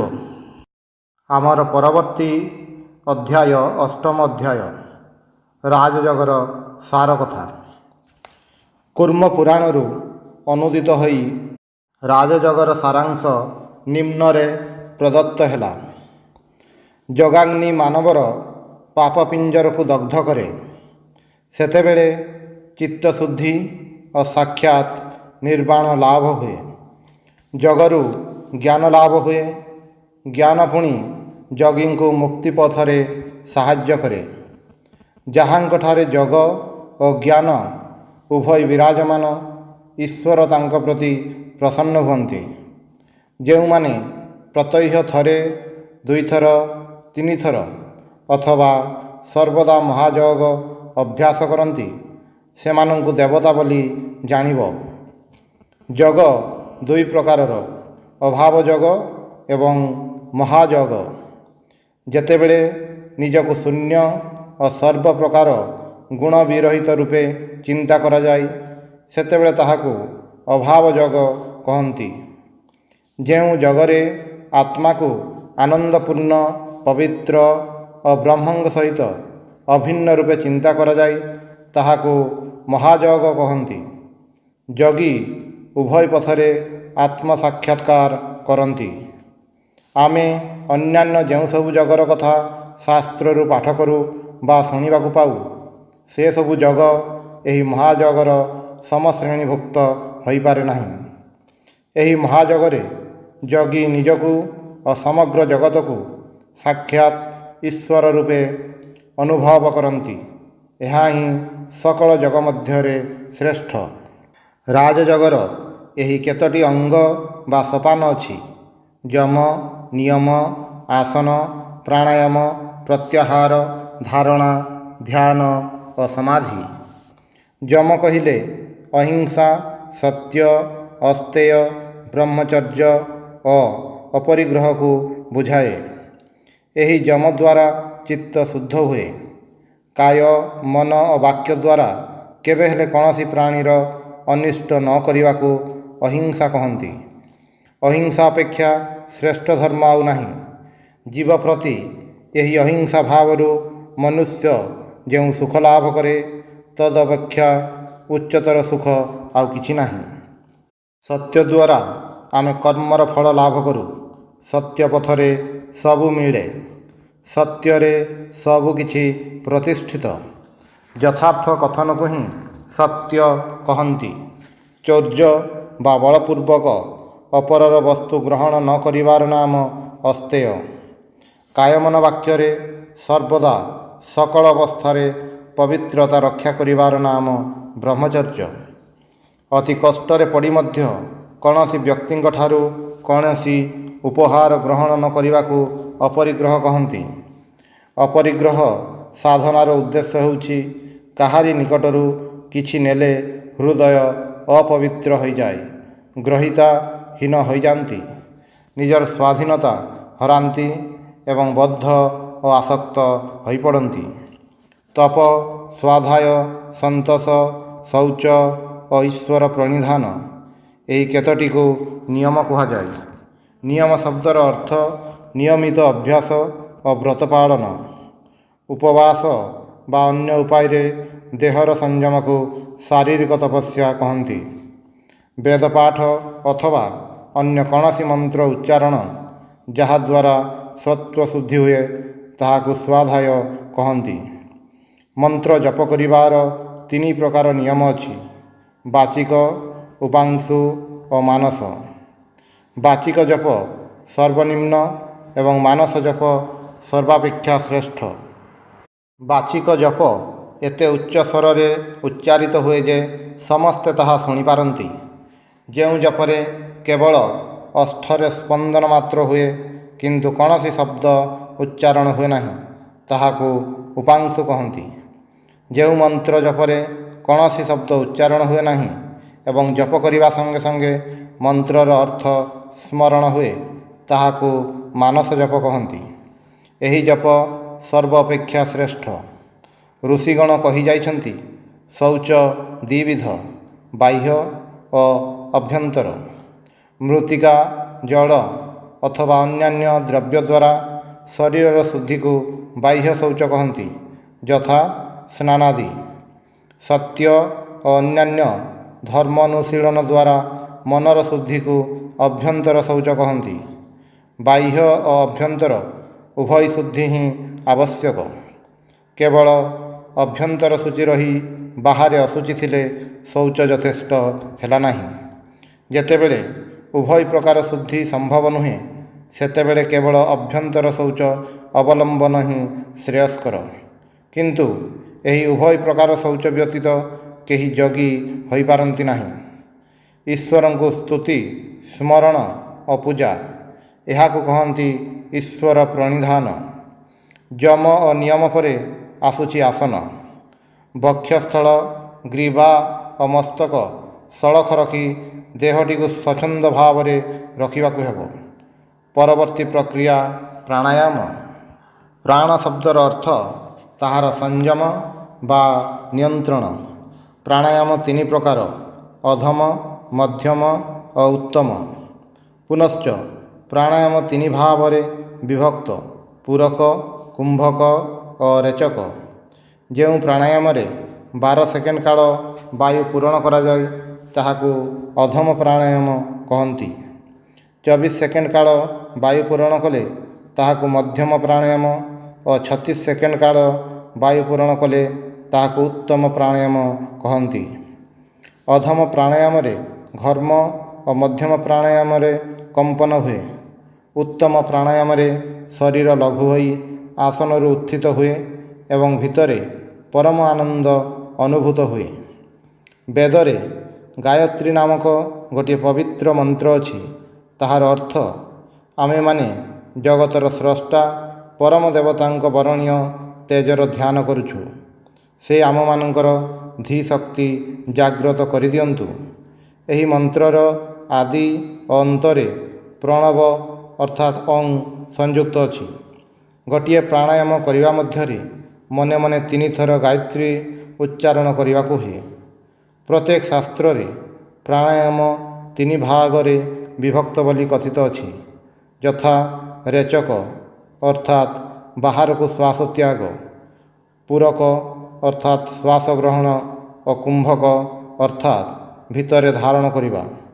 ଅନୁଭୂତିର ଯନ୍ତ୍ର ଇନ୍ଦ୍ରିୟଗଣ ବହିର୍ମୁଖ ହୋଇ କାର୍ଯ୍ୟ କରୁଛନ୍ତି ଓ ବାହାର ବସ୍ତୁର ସଂସ୍ପର୍ଶରେ ଆସୁଛନ୍ତି। ଏଗୁଡ଼ିକୁ ଇଚ୍ଛାଶକ୍ତିର ନିୟନ୍ତ୍ରଣରେ ଆଣିବାକୁ ପ୍ରତ୍ୟାହାର କହନ୍ତି, ଅଥବା ନିଜ ଆଡ଼କୁ ସଂଗ୍ରହ ବା ଆହରଣ କରିବା ମଧ୍ୟ ପ୍ରତ୍ୟାହାର ଶବ୍ଦର ଅର୍ଥ ହୋଇପାରେ। ହୃଦୟ ପଦ୍ମ, ମସ୍ତିଷ୍କ ବା ଦେହର ଅନ୍ୟ କୌଣସି ସ୍ଥାନରେ ମନକୁ ସ୍ଥିର ରଖିବାର ନାମ ଧାରଣା। ମନକୁ ଏକ ସ୍ଥାନରେ ସଂଲଗ୍ନ ରଖି ସେହି ସ୍ଥାନଟିକୁ ଭିତ୍ତି ରୂପେ ଗ୍ରହଣ କରି ଏକ ବିଶେଷ ପ୍ରକାର ବୃତ୍ତି ତରଙ୍ଗ ଉତ୍ଥିତ କରାଯାଇପାରେ। ଅନ୍ୟ କୌଣସି ପ୍ରକାର ତରଙ୍ଗ ଏଗୁଡ଼ିକୁ ଗ୍ରାସ କରିପାରେ ନାହିଁ। କ୍ରମଶଃ ଏଗୁଡ଼ିକ ପ୍ରବଳତର ହେଉଥାଏ, ଅନ୍ୟଗୁଡ଼ିକ ଦୂରକୁ ଘୁଞ୍ଚିଯାଇ ପରିଶେଷରେ ଅନ୍ତର୍ହିତ ହୁଏ। ଏହି ବହୁ ବୃତ୍ତିର ନାଶ ହୋଇ ଗୋଟିଏ ମାତ୍ର ବୃତ୍ତି ଅବଶିଷ୍ଟ ରହେ। ଏହାକୁ ଧ୍ୟାନ କହନ୍ତି। ଯେତେବେଳେ ଅନ୍ୟ କୌଣସି ଅବଲମ୍ବନର ପ୍ରୟୋଜନ ରହେ ନାହିଁ, ସମଗ୍ର ମନ ସେତେବେଳେ ଗୋଟିଏ ତରଙ୍ଗରେ ପରିଣତ ହୁଏ। ମନର ଏକରୂପତାର ନାମ ସମାଧି। ସେତେବେଳେ କୌଣସି ବିଶେଷ ସ୍ଥାନ ବା କେନ୍ଦ୍ରର ପ୍ରୟୋଜନ ହୁଏ ନାହିଁ। ସେଗୁଡ଼ିକର ସାହାଯ୍ୟ ବ୍ୟତୀତ ଧ୍ୟେୟ ବସ୍ତୁର କେବଳ ଭାବ ମାତ୍ର ଅବଶିଷ୍ଟ ଥାଏ। ଯଦି ମନକୁ କୌଣସି କେନ୍ଦ୍ରରେ 12 ସେକେଣ୍ଡ ପାଇଁ ସ୍ଥିର କରି ରଖାଯାଏ, ସେଥିରେ ଗୋଟିଏ ଧାରଣା ହେବ। ଏହିପରି 12ଟି ଧାରଣା ହେଲେ ଗୋଟିଏ ଧ୍ୟାନ ଏବଂ ଧ୍ୟାନ 12 ଗୁଣ ହେଲେ ଗୋଟିଏ ସମାଧି ହେବ। ଯେଉଁଠାରେ ଅଗ୍ନି ବା ଜଳରୁ କୌଣସି ବିପଦ ରହିଛି, ଶୁଷ୍କ ପତ୍ରାକୀର୍ଣ୍ଣ ଭୂମିରେ, ବଲ୍ମୀକପୂର୍ଣ୍ଣ ସ୍ଥାନରେ, ବନ୍ୟଜନ୍ତୁ ସମାକୁଳ ବନରେ ଯେଉଁଠି ବିପଦ ଆଶଙ୍କା ଅଛି, ଏପରି ସ୍ଥାନରେ, ଚତୁଷ୍ପଥରେ, ଅତିଶୟ କୋଳାହଳପୂର୍ଣ୍ଣ ସ୍ଥାନରେ ଅଥବା ଯେଉଁଠି ବହୁ ଦୁର୍ଜନଙ୍କ ବାସ, ସେ ସ୍ଥାନରେ ଯୋଗ ସାଧନା କରିବା ଉଚିତ ନୁହେଁ। ଏହି ବ୍ୟବସ୍ଥା ବିଶେଷ ଭାବରେ ଭାରତବର୍ଷ ପକ୍ଷରେ ପ୍ରଯୋଜ୍ୟ। ଯେତେବେଳେ ଶରୀର ଅତିଶୟ କ୍ଳାନ୍ତ ବା ଅସୁସ୍ଥ ଥାଏ ଅଥବା ମନ ଯେତେବେଳେ ଦୁଃଖପୂର୍ଣ୍ଣ ଓ ବିଷଣ୍ଣ ଥାଏ, ସେତେବେଳେ ସାଧନା କରିବ ନାହିଁ। ଅତି ସଂଗୁପ୍ତ ଓ ନିର୍ଜନ ସ୍ଥାନରେ, ଯେଉଁଠି କେହି ତୁମକୁ ବିରକ୍ତ କରିବାକୁ ଆସିବେ ନାହିଁ, ଏପରି ସ୍ଥାନକୁ ଯାଇ ସାଧନା କରିବ। କୌଣସି ଅଶୁଚି ସ୍ଥାନ ଧ୍ୟାନ ପାଇଁ ନିର୍ବାଚନ କର ନାହିଁ। ବରଂ ସୁନ୍ଦର ଦୃଶ୍ୟଯୁକ୍ତ ସ୍ଥାନରେ ଅଥବା ତୁମ ନିଜ ଗୃହରେ ଗୋଟିଏ ପରିଷ୍କାର ସ୍ଥାନରେ ବସି ଧ୍ୟାନ କରିବ। ପ୍ରଥମେ ପ୍ରାଚୀନ ଯୋଗୀଗଣଙ୍କୁ, ତୁମର ନିଜ ଗୁରୁଙ୍କୁ ଓ ଭଗବାନଙ୍କୁ ପ୍ରଣାମ କରି ସାଧନରେ ପ୍ରବୃତ୍ତ ହେବ। ଧ୍ୟାନର କଥା ପୂର୍ବେ ଉଲ୍ଲେଖିତ ହୋଇଅଛି। ବର୍ତ୍ତମାନ କେତେଗୁଡ଼ିଏ ଧ୍ୟାନର ପ୍ରଣାଳୀ ବର୍ଣ୍ଣିତ ହୋଇଅଛି। ସିଧା ସରଳ ଭାବେ ଉପବେଶନ କରି ନିଜ ନାସିକାର ଅଗ୍ରଭାଗରେ ଦୃଷ୍ଟି ନିବଦ୍ଧ ରଖ। କ୍ରମଶଃ ଜାଣିପାରିବ କିପରି ଭାବରେ ଏହାଦ୍ୱାରା ମନ ଏକାଗ୍ର ହୁଏ। ଦର୍ଶନ ଇନ୍ଦ୍ରିୟର ସ୍ନାୟୁଗୁଡ଼ିକୁ ନିୟନ୍ତ୍ରଣ କରି ପ୍ରତିକ୍ରିୟାର କେନ୍ଦ୍ରଭୂମିକୁ ମଧ୍ୟ ଆୟତ୍ତକୁ ଅଣାଯାଏ। ଏହି ଭାବରେ ଇଚ୍ଛାଶକ୍ତି ମଧ୍ୟ ଅନେକ ପରିମାଣରେ ନିୟନ୍ତ୍ରିତ ହୁଏ। ବର୍ତ୍ତମାନ ବିଭିନ୍ନ ପ୍ରକାର ଧ୍ୟାନର କଥା କୁହାଯାଉଛି। କଳ୍ପନା କର, ମସ୍ତକରୁ କିଞ୍ଚିତ୍ ଊର୍ଦ୍ଧ୍ୱରେ ଗୋଟିଏ ପଦ୍ମ ରହିଅଛି। ଧର୍ମ ତାହାର କେନ୍ଦ୍ର, ଜ୍ଞାନ ଏହାର ମୃଣାଳ। ଯୋଗୀଙ୍କ ଅଷ୍ଟସିଦ୍ଧି ଏହି ପଦ୍ମର ଅଷ୍ଟଦଳ, ଆଉ ବୈରାଗ୍ୟ ତାହାର ଅଭ୍ୟନ୍ତରସ୍ଥ କର୍ଣ୍ଣିକା। ଯଦି ଯୋଗୀ ଅଷ୍ଟସିଦ୍ଧି ପରିତ୍ୟାଗ କରିପାରନ୍ତି, ତେବେ ଯାଇ ସେ ମୁକ୍ତି ଲାଭ କରିବେ। ଏହି କାରଣରୁ ଅଷ୍ଟସିଦ୍ଧିକୁ ବାହାରର ଅଷ୍ଟଦଳ ରୂପେ ଏବଂ ଅଭ୍ୟନ୍ତରସ୍ଥ କର୍ଣ୍ଣିକାକୁ ପରବୈରାଗ୍ୟ ଅର୍ଥାତ୍ ଅଷ୍ଟସିଦ୍ଧିରେ ଥିବା ବୈରାଗ୍ୟ ବୋଲି ବର୍ଣ୍ଣନା କରାଯାଇଛି। ଏହି ପଦ୍ମର ଅଭ୍ୟନ୍ତରରେ ହିରଣ୍ମୟ, ସର୍ବଶକ୍ତିମାନ, ଅସ୍ପର୍ଶ୍ୟ, ଓଙ୍କାରବାଚ୍ୟ, ଅବ୍ୟକ୍ତ ଜ୍ୟୋତିର୍ମଣ୍ଡଳ ମଧ୍ୟବର୍ତ୍ତୀ ପୁରୁଷଙ୍କର ଧ୍ୟାନ କର। ଅନ୍ୟ ଏକ ପ୍ରକାର ଧ୍ୟାନର କଥା କଥିତ ହୋଇଅଛି। ଚିନ୍ତା କର, ତୁମ ହୃଦୟ ମଧ୍ୟରେ ଆକାଶ ରହିଛି, ଆଉ ଏହି ଆକାଶ ମଧ୍ୟରେ ଗୋଟିଏ ଅଗ୍ନିଶିଖା ଜଳୁଛି। ଏହି ଶିଖାକୁ ନିଜ ଆତ୍ମା ରୂପେ ଚିନ୍ତା କର। ପୁଣି ଏହି ଶିଖାର ଅଭ୍ୟନ୍ତରରେ ଏକ ଜ୍ୟୋତିର୍ମୟ ଆଲୋକର ଚିନ୍ତା କର। ତାହା ତୁମ ଆତ୍ମାର ଆତ୍ମା, ପରମାତ୍ମା ବା ଈଶ୍ୱର। ହୃଦୟରେ ଏହିପରି ଧ୍ୟାନ କର। ବ୍ରହ୍ମଚର୍ଯ୍ୟ, ଅହିଂସା ଅର୍ଥାତ୍ ସମସ୍ତଙ୍କୁ, ଏପରିକି ମହାଶତ୍ରୁକୁ ମଧ୍ୟ କ୍ଷମା କରିବା। ସତ୍ୟ, ଆସ୍ତିକତା ପ୍ରଭୃତି ବିଭିନ୍ନ ବୃତ୍ତି ବା ବ୍ରତ ସ୍ୱରୂପ। ଏମାନଙ୍କ ମଧ୍ୟରୁ ସବୁଗୁଡ଼ିକରେ ଯଦି ତୁମେ ସିଦ୍ଧ ହୋଇନପାର, ତାହେଲେ ଦୁଃଖିତ ବା ଭୀତ ହୁଅ ନାହିଁ। ଚେଷ୍ଟା କରିଯାଅ, କ୍ରମେ କ୍ରମେ ସବୁଗୁଡ଼ିକ ଆସିବ। ବିଷୟାସକ୍ତି, ଭୟ ଓ କ୍ରୋଧ ପରିତ୍ୟାଗ କରି ଭଗବତ୍ ଭାବନାରେ ଯିଏ ତନ୍ମୟ ହୋଇଛନ୍ତି, ତାଙ୍କର ଶରଣାଗତ ହୋଇଛନ୍ତି, ଯାହାଙ୍କର ହୃଦୟ ପବିତ୍ର ହୋଇଯାଇଛି, ସେ ଭଗବାନଙ୍କ ନିକଟରେ ଯାହା ଚାହାନ୍ତି, ଭଗବାନ ତତ୍କ୍ଷଣାତ୍ ତାହା ପୂରଣ କରିଦିଅନ୍ତି। ଅତଏବ ତାହାଙ୍କୁ ଜ୍ଞାନ, ଭକ୍ତି ଅଥବା ବୈରାଗ୍ୟ ସାହାଯ୍ୟରେ ଉପାସନା କର। ଯିଏ କାହାକୁ ହେଲେ ଘୃଣା କରନ୍ତି ନାହିଁ, ଯିଏ ସମସ୍ତଙ୍କର ମିତ୍ର, ଯିଏ ସମସ୍ତଙ୍କ ପ୍ରତି କରୁଣା ସମ୍ପନ୍ନ, ଯାହାଙ୍କର ନିଜସ୍ୱ ବୋଲି କିଛି ନାହିଁ, ଯିଏ ସୁଖ ଦୁଃଖରେ ସମଭାବାପନ୍ନ, ଧୈର୍ଯ୍ୟଶୀଳ, ଅହଙ୍କାରରୁ ମୁକ୍ତ ହୋଇଛନ୍ତି, ସର୍ବଦା ସନ୍ତୁଷ୍ଟ, ଯିଏ ସର୍ବଦା ଯୋଗମୁକ୍ତ ହୋଇ କାର୍ଯ୍ୟ କରନ୍ତି, ଯତାତ୍ମା ଓ ଦୃଢ଼ ନିଶ୍ଚୟ, ଯାହାଙ୍କ ମନ ଓ ବୁଦ୍ଧି ମୋ ପ୍ରତି ଅର୍ପିତ ହୋଇଛି, ସେ ହିଁ ମୋର ପ୍ରିୟ ଭକ୍ତ। ଯାହାଙ୍କ ଦ୍ୱାରା ଲୋକେ ଉଦ୍ବିଗ୍ନ ହୁଅନ୍ତି ନାହିଁ, ଯିଏ ଅନ୍ୟମାନଙ୍କ ଦ୍ୱାରା ଉଦ୍ବିଗ୍ନ ହୁଅନ୍ତି ନାହିଁ, ଯିଏ ଅତିରିକ୍ତ ହର୍ଷ, କ୍ରୋଧ, ଦୁଃଖ, ଭୟ ଓ ଉଦ୍ବେଗରୁ ମୁକ୍ତ, ଏହିପରି ଭକ୍ତ ହିଁ ମୋର ପ୍ରିୟ। ଯିଏ ନିସ୍ପୃହ, ଯିଏ ସୂଚି, ଦକ୍ଷ, ସୁଖ ଦୁଃଖରେ ଉଦାସୀନ, ଯାହାଙ୍କର ଦୁଃଖ ବିଗତ ହୋଇଅଛି, ଯିଏ ନିଜ ପାଇଁ ସକଳ କର୍ମଚେଷ୍ଟା ତ୍ୟାଗ କରିଛନ୍ତି, ଯିଏ ନିନ୍ଦା ଓ ସ୍ତୁତିରେ ତୁଲ୍ୟ ଭାବାପନ୍ନ, ମୌନୀ, ଯାହା ପାଆନ୍ତି ସେଥିରେ ହିଁ ସନ୍ତୁଷ୍ଟ, ଗୃହଶୂନ୍ୟ, ଯାହାଙ୍କର ନିର୍ଦ୍ଦିଷ୍ଟ କୌଣସି ଗୃହ ନାହିଁ, ସମଗ୍ର ଜଗତ ହିଁ ଯାହାଙ୍କର ଗୃହ, ଯାହାଙ୍କର ବୁଦ୍ଧି ସ୍ଥିର, ଏହିପରି ବ୍ୟକ୍ତି ହିଁ ମୋର ଭକ୍ତ। କେବଳ ଏହିପରି ବ୍ୟକ୍ତି ଯୋଗୀ ହୋଇପାରନ୍ତି। ନାରଦ ନାମକ ଜଣେ ମହାନ ଦେବର୍ଷି ଥିଲେ। ଯେପରି ମନୁଷ୍ୟଙ୍କ ମଧ୍ୟରେ ଜଣେ ଋଷି ଅର୍ଥାତ୍ ବଡ଼ ବଡ଼ ଯୋଗୀ ଥାନ୍ତି, ସେହିପରି ଦେବତାମାନଙ୍କ ଭିତରେ ମଧ୍ୟ ବଡ଼ ବଡ଼ ଯୋଗୀ ଅଛନ୍ତି। ନାରଦ ସେହିପରି ଜଣେ ମହାଯୋଗୀ। ସେ ସର୍ବତ୍ର ଭ୍ରମଣ କରୁଥାନ୍ତି। ଦିନେ ସେ ଏକ ଅରଣ୍ୟ ମଧ୍ୟ ଦେଇ ଯାଉ ଯାଉ ସେଠାରେ ଦେଖିଲେ ଜଣେ ଲୋକ ଧ୍ୟାନ କରୁଛନ୍ତି। ସେ ଏତେ ଗଭୀର ଭାବରେ ଧ୍ୟାନ କରୁଛନ୍ତି, ଏତେ ଦୀର୍ଘ ଦିନ ଏକା ଆସନରେ ଉପବିଷ୍ଟ ରହିଛନ୍ତି ଯେ ତାଙ୍କ ଚାରିପଟେ ପ୍ରକାଣ୍ଡ ବଲ୍ମିକ ସ୍ତୂପ ନିର୍ମିତ ହୋଇଯାଇଛି। ସେ ନାରଦଙ୍କୁ କହିଲେ, ପ୍ରଭୁ, ଆପଣ କେଉଁଠାକୁ ଯାଉଛନ୍ତି? ନାରଦ ଉତ୍ତର ଦେଲେ, ବୈକୁଣ୍ଠକୁ ଯାଉଛି। ସେତେବେଳେ ସେ କହିଲେ, ଭଗବାନଙ୍କୁ ପଚାରିବେ, ସେ କେବେ ମୋ ଉପରେ କୃପା କରିବେ, କେବେ ମୁଁ ମୁକ୍ତିଲାଭ କରିବି। ଆଉ କିଛି ଦୂର ଯାଇ ନାରଦ ଅନ୍ୟ ଜଣେ ଲୋକଙ୍କୁ ଦେଖିଲେ। ସେ ବ୍ୟକ୍ତି ଲମ୍ଫଝମ୍ପ ନୃତ୍ୟ ଗୀତାଦି କରୁଥିଲେ।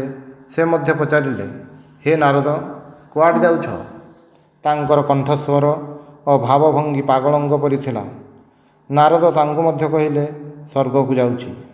ସେ କହିଲେ, ତାହେଲେ ଭଗବାନଙ୍କୁ ପଚାରିବ, ମୁଁ କେବେ ମୁକ୍ତ ହେବି। ନାରଦ ଚାଲିଗଲେ। ଦିନେ ନାରଦ ପୁଣି ସେହି ପଥରେ ଫେରିବା ସମୟରେ ବଲ୍ମିକ ସ୍ତୂପ ଭିତରେ ଧ୍ୟାନସ୍ଥ ସେହି ଯୋଗୀଙ୍କୁ ଦେଖିଲେ। ସେ ପଚାରିଲେ, ଦେବର୍ଷି, ଆପଣ କ'ଣ ମୋ କଥା ଭଗବାନଙ୍କୁ ପଚାରିଥିଲେ? ହଁ, ନିଶ୍ଚୟ ପଚାରିଥିଲି। ସେ କ'ଣ କହିଲେ? ନାରଦ ଉତ୍ତର ଦେଲେ, ଭଗବାନ କହିଲେ, ମୁକ୍ତି ପାଇବା ପାଇଁ ତୁମକୁ ଆହୁରି 4 ଜନ୍ମ ଲାଗିବ। ସେ କଥା ଶୁଣି ସେ ବ୍ୟକ୍ତି ବିଳାପ ଓ ଆର୍ତ୍ତନାଦ କରି କହିଲେ, ମୁଁ ଏତେ ଧ୍ୟାନ କରିଛି ଯେ ମୋ ଚତୁର୍ଦିଗରେ ବଲ୍ମିକ ସ୍ତୂପ ହୋଇଯାଇଛି। ଏବେ ମଧ୍ୟ ମୋର 4 ଜନ୍ମ ଅବଶିଷ୍ଟ ଅଛି। ନାରଦ ଏହା ଶୁଣି ଅପର ବ୍ୟକ୍ତିଙ୍କ ନିକଟକୁ ଗଲେ। ସେ ପଚାରିଲେ, ମୋ କଥା କ'ଣ ପଚାରିଥିଲେ? ନାରଦ କହିଲେ, ହଁ, ତୁମ ସମ୍ମୁଖରେ ଯେଉଁ ତେନ୍ତୁଳି ଗଛ ଦେଖୁଛ, ଏହି ଗଛରେ ଯେତେ ଗୁଡ଼ିଏ ପତ୍ର ଅଛି, ତୁମକୁ ସେତିକି ଥର ଜନ୍ମଗ୍ରହଣ କରିବାକୁ ହେବ, ତେବେ ଯାଇ ତୁମେ ମୁକ୍ତିଲାଭ କରିବ। ଏହି କଥା ଶୁଣି ସେ ଆନନ୍ଦରେ ନୃତ୍ୟ କରିବାକୁ ଲାଗିଲେ ଓ କହିଲେ, ଏତେ ଅଳ୍ପ ସମୟରେ ମୁଁ ମୁକ୍ତିଲାଭ କରିବି? ସେତିକିବେଳେ ଏକ ଦୈବବାଣୀ ହେଲା, ବତ୍ସ, ତୁମେ ଏହି ମୁହୂର୍ତ୍ତରେ ହିଁ ମୁକ୍ତିଲାଭ କରିବ। ଏହି ଗଳ୍ପର ତାତ୍ପର୍ଯ୍ୟ ହେଉଛି, ଗଭୀର ଅଧ୍ୟବସାୟ ସମ୍ପନ୍ନ ହୋଇଥିବା ହେତୁ ଏହି ବ୍ୟକ୍ତିଙ୍କର ଏତେ ଶୀଘ୍ର ମୁକ୍ତିଲାଭ ହେଲା। ସେ ବ୍ୟକ୍ତି ବହୁ ଜନ୍ମ ସାଧନା କରିବା ପାଇଁ ପ୍ରସ୍ତୁତ ଥିଲେ, କିଛି ହେଲେ ତାଙ୍କୁ ନିରୁଦ୍ୟମ କରିପାରି ନାହିଁ। କିନ୍ତୁ ପ୍ରଥମ ବ୍ୟକ୍ତି 4 ଜନ୍ମ କଥା ଶୁଣି ହତୋତ୍ସାହ ହୋଇଥିଲେ। ଯେଉଁ ବ୍ୟକ୍ତି ମୁକ୍ତି ପାଇଁ ଶତ ଶତ ଯୁଗ ଅପେକ୍ଷା କରିବା ପାଇଁ ପ୍ରସ୍ତୁତ ଥିଲେ, ତାଙ୍କ ଭଳି ଅଧ୍ୟବସାୟ ସମ୍ପନ୍ନ ହେଲେ ଉଚ୍ଚତମ ଫଳ ଲାଭ ହୋଇଥାଏ। ଓಂ ଶାନ୍ତି ଶାନ୍ତି ଶାନ୍ତି। ହରି ଓಂ ତତ୍ସତ୍।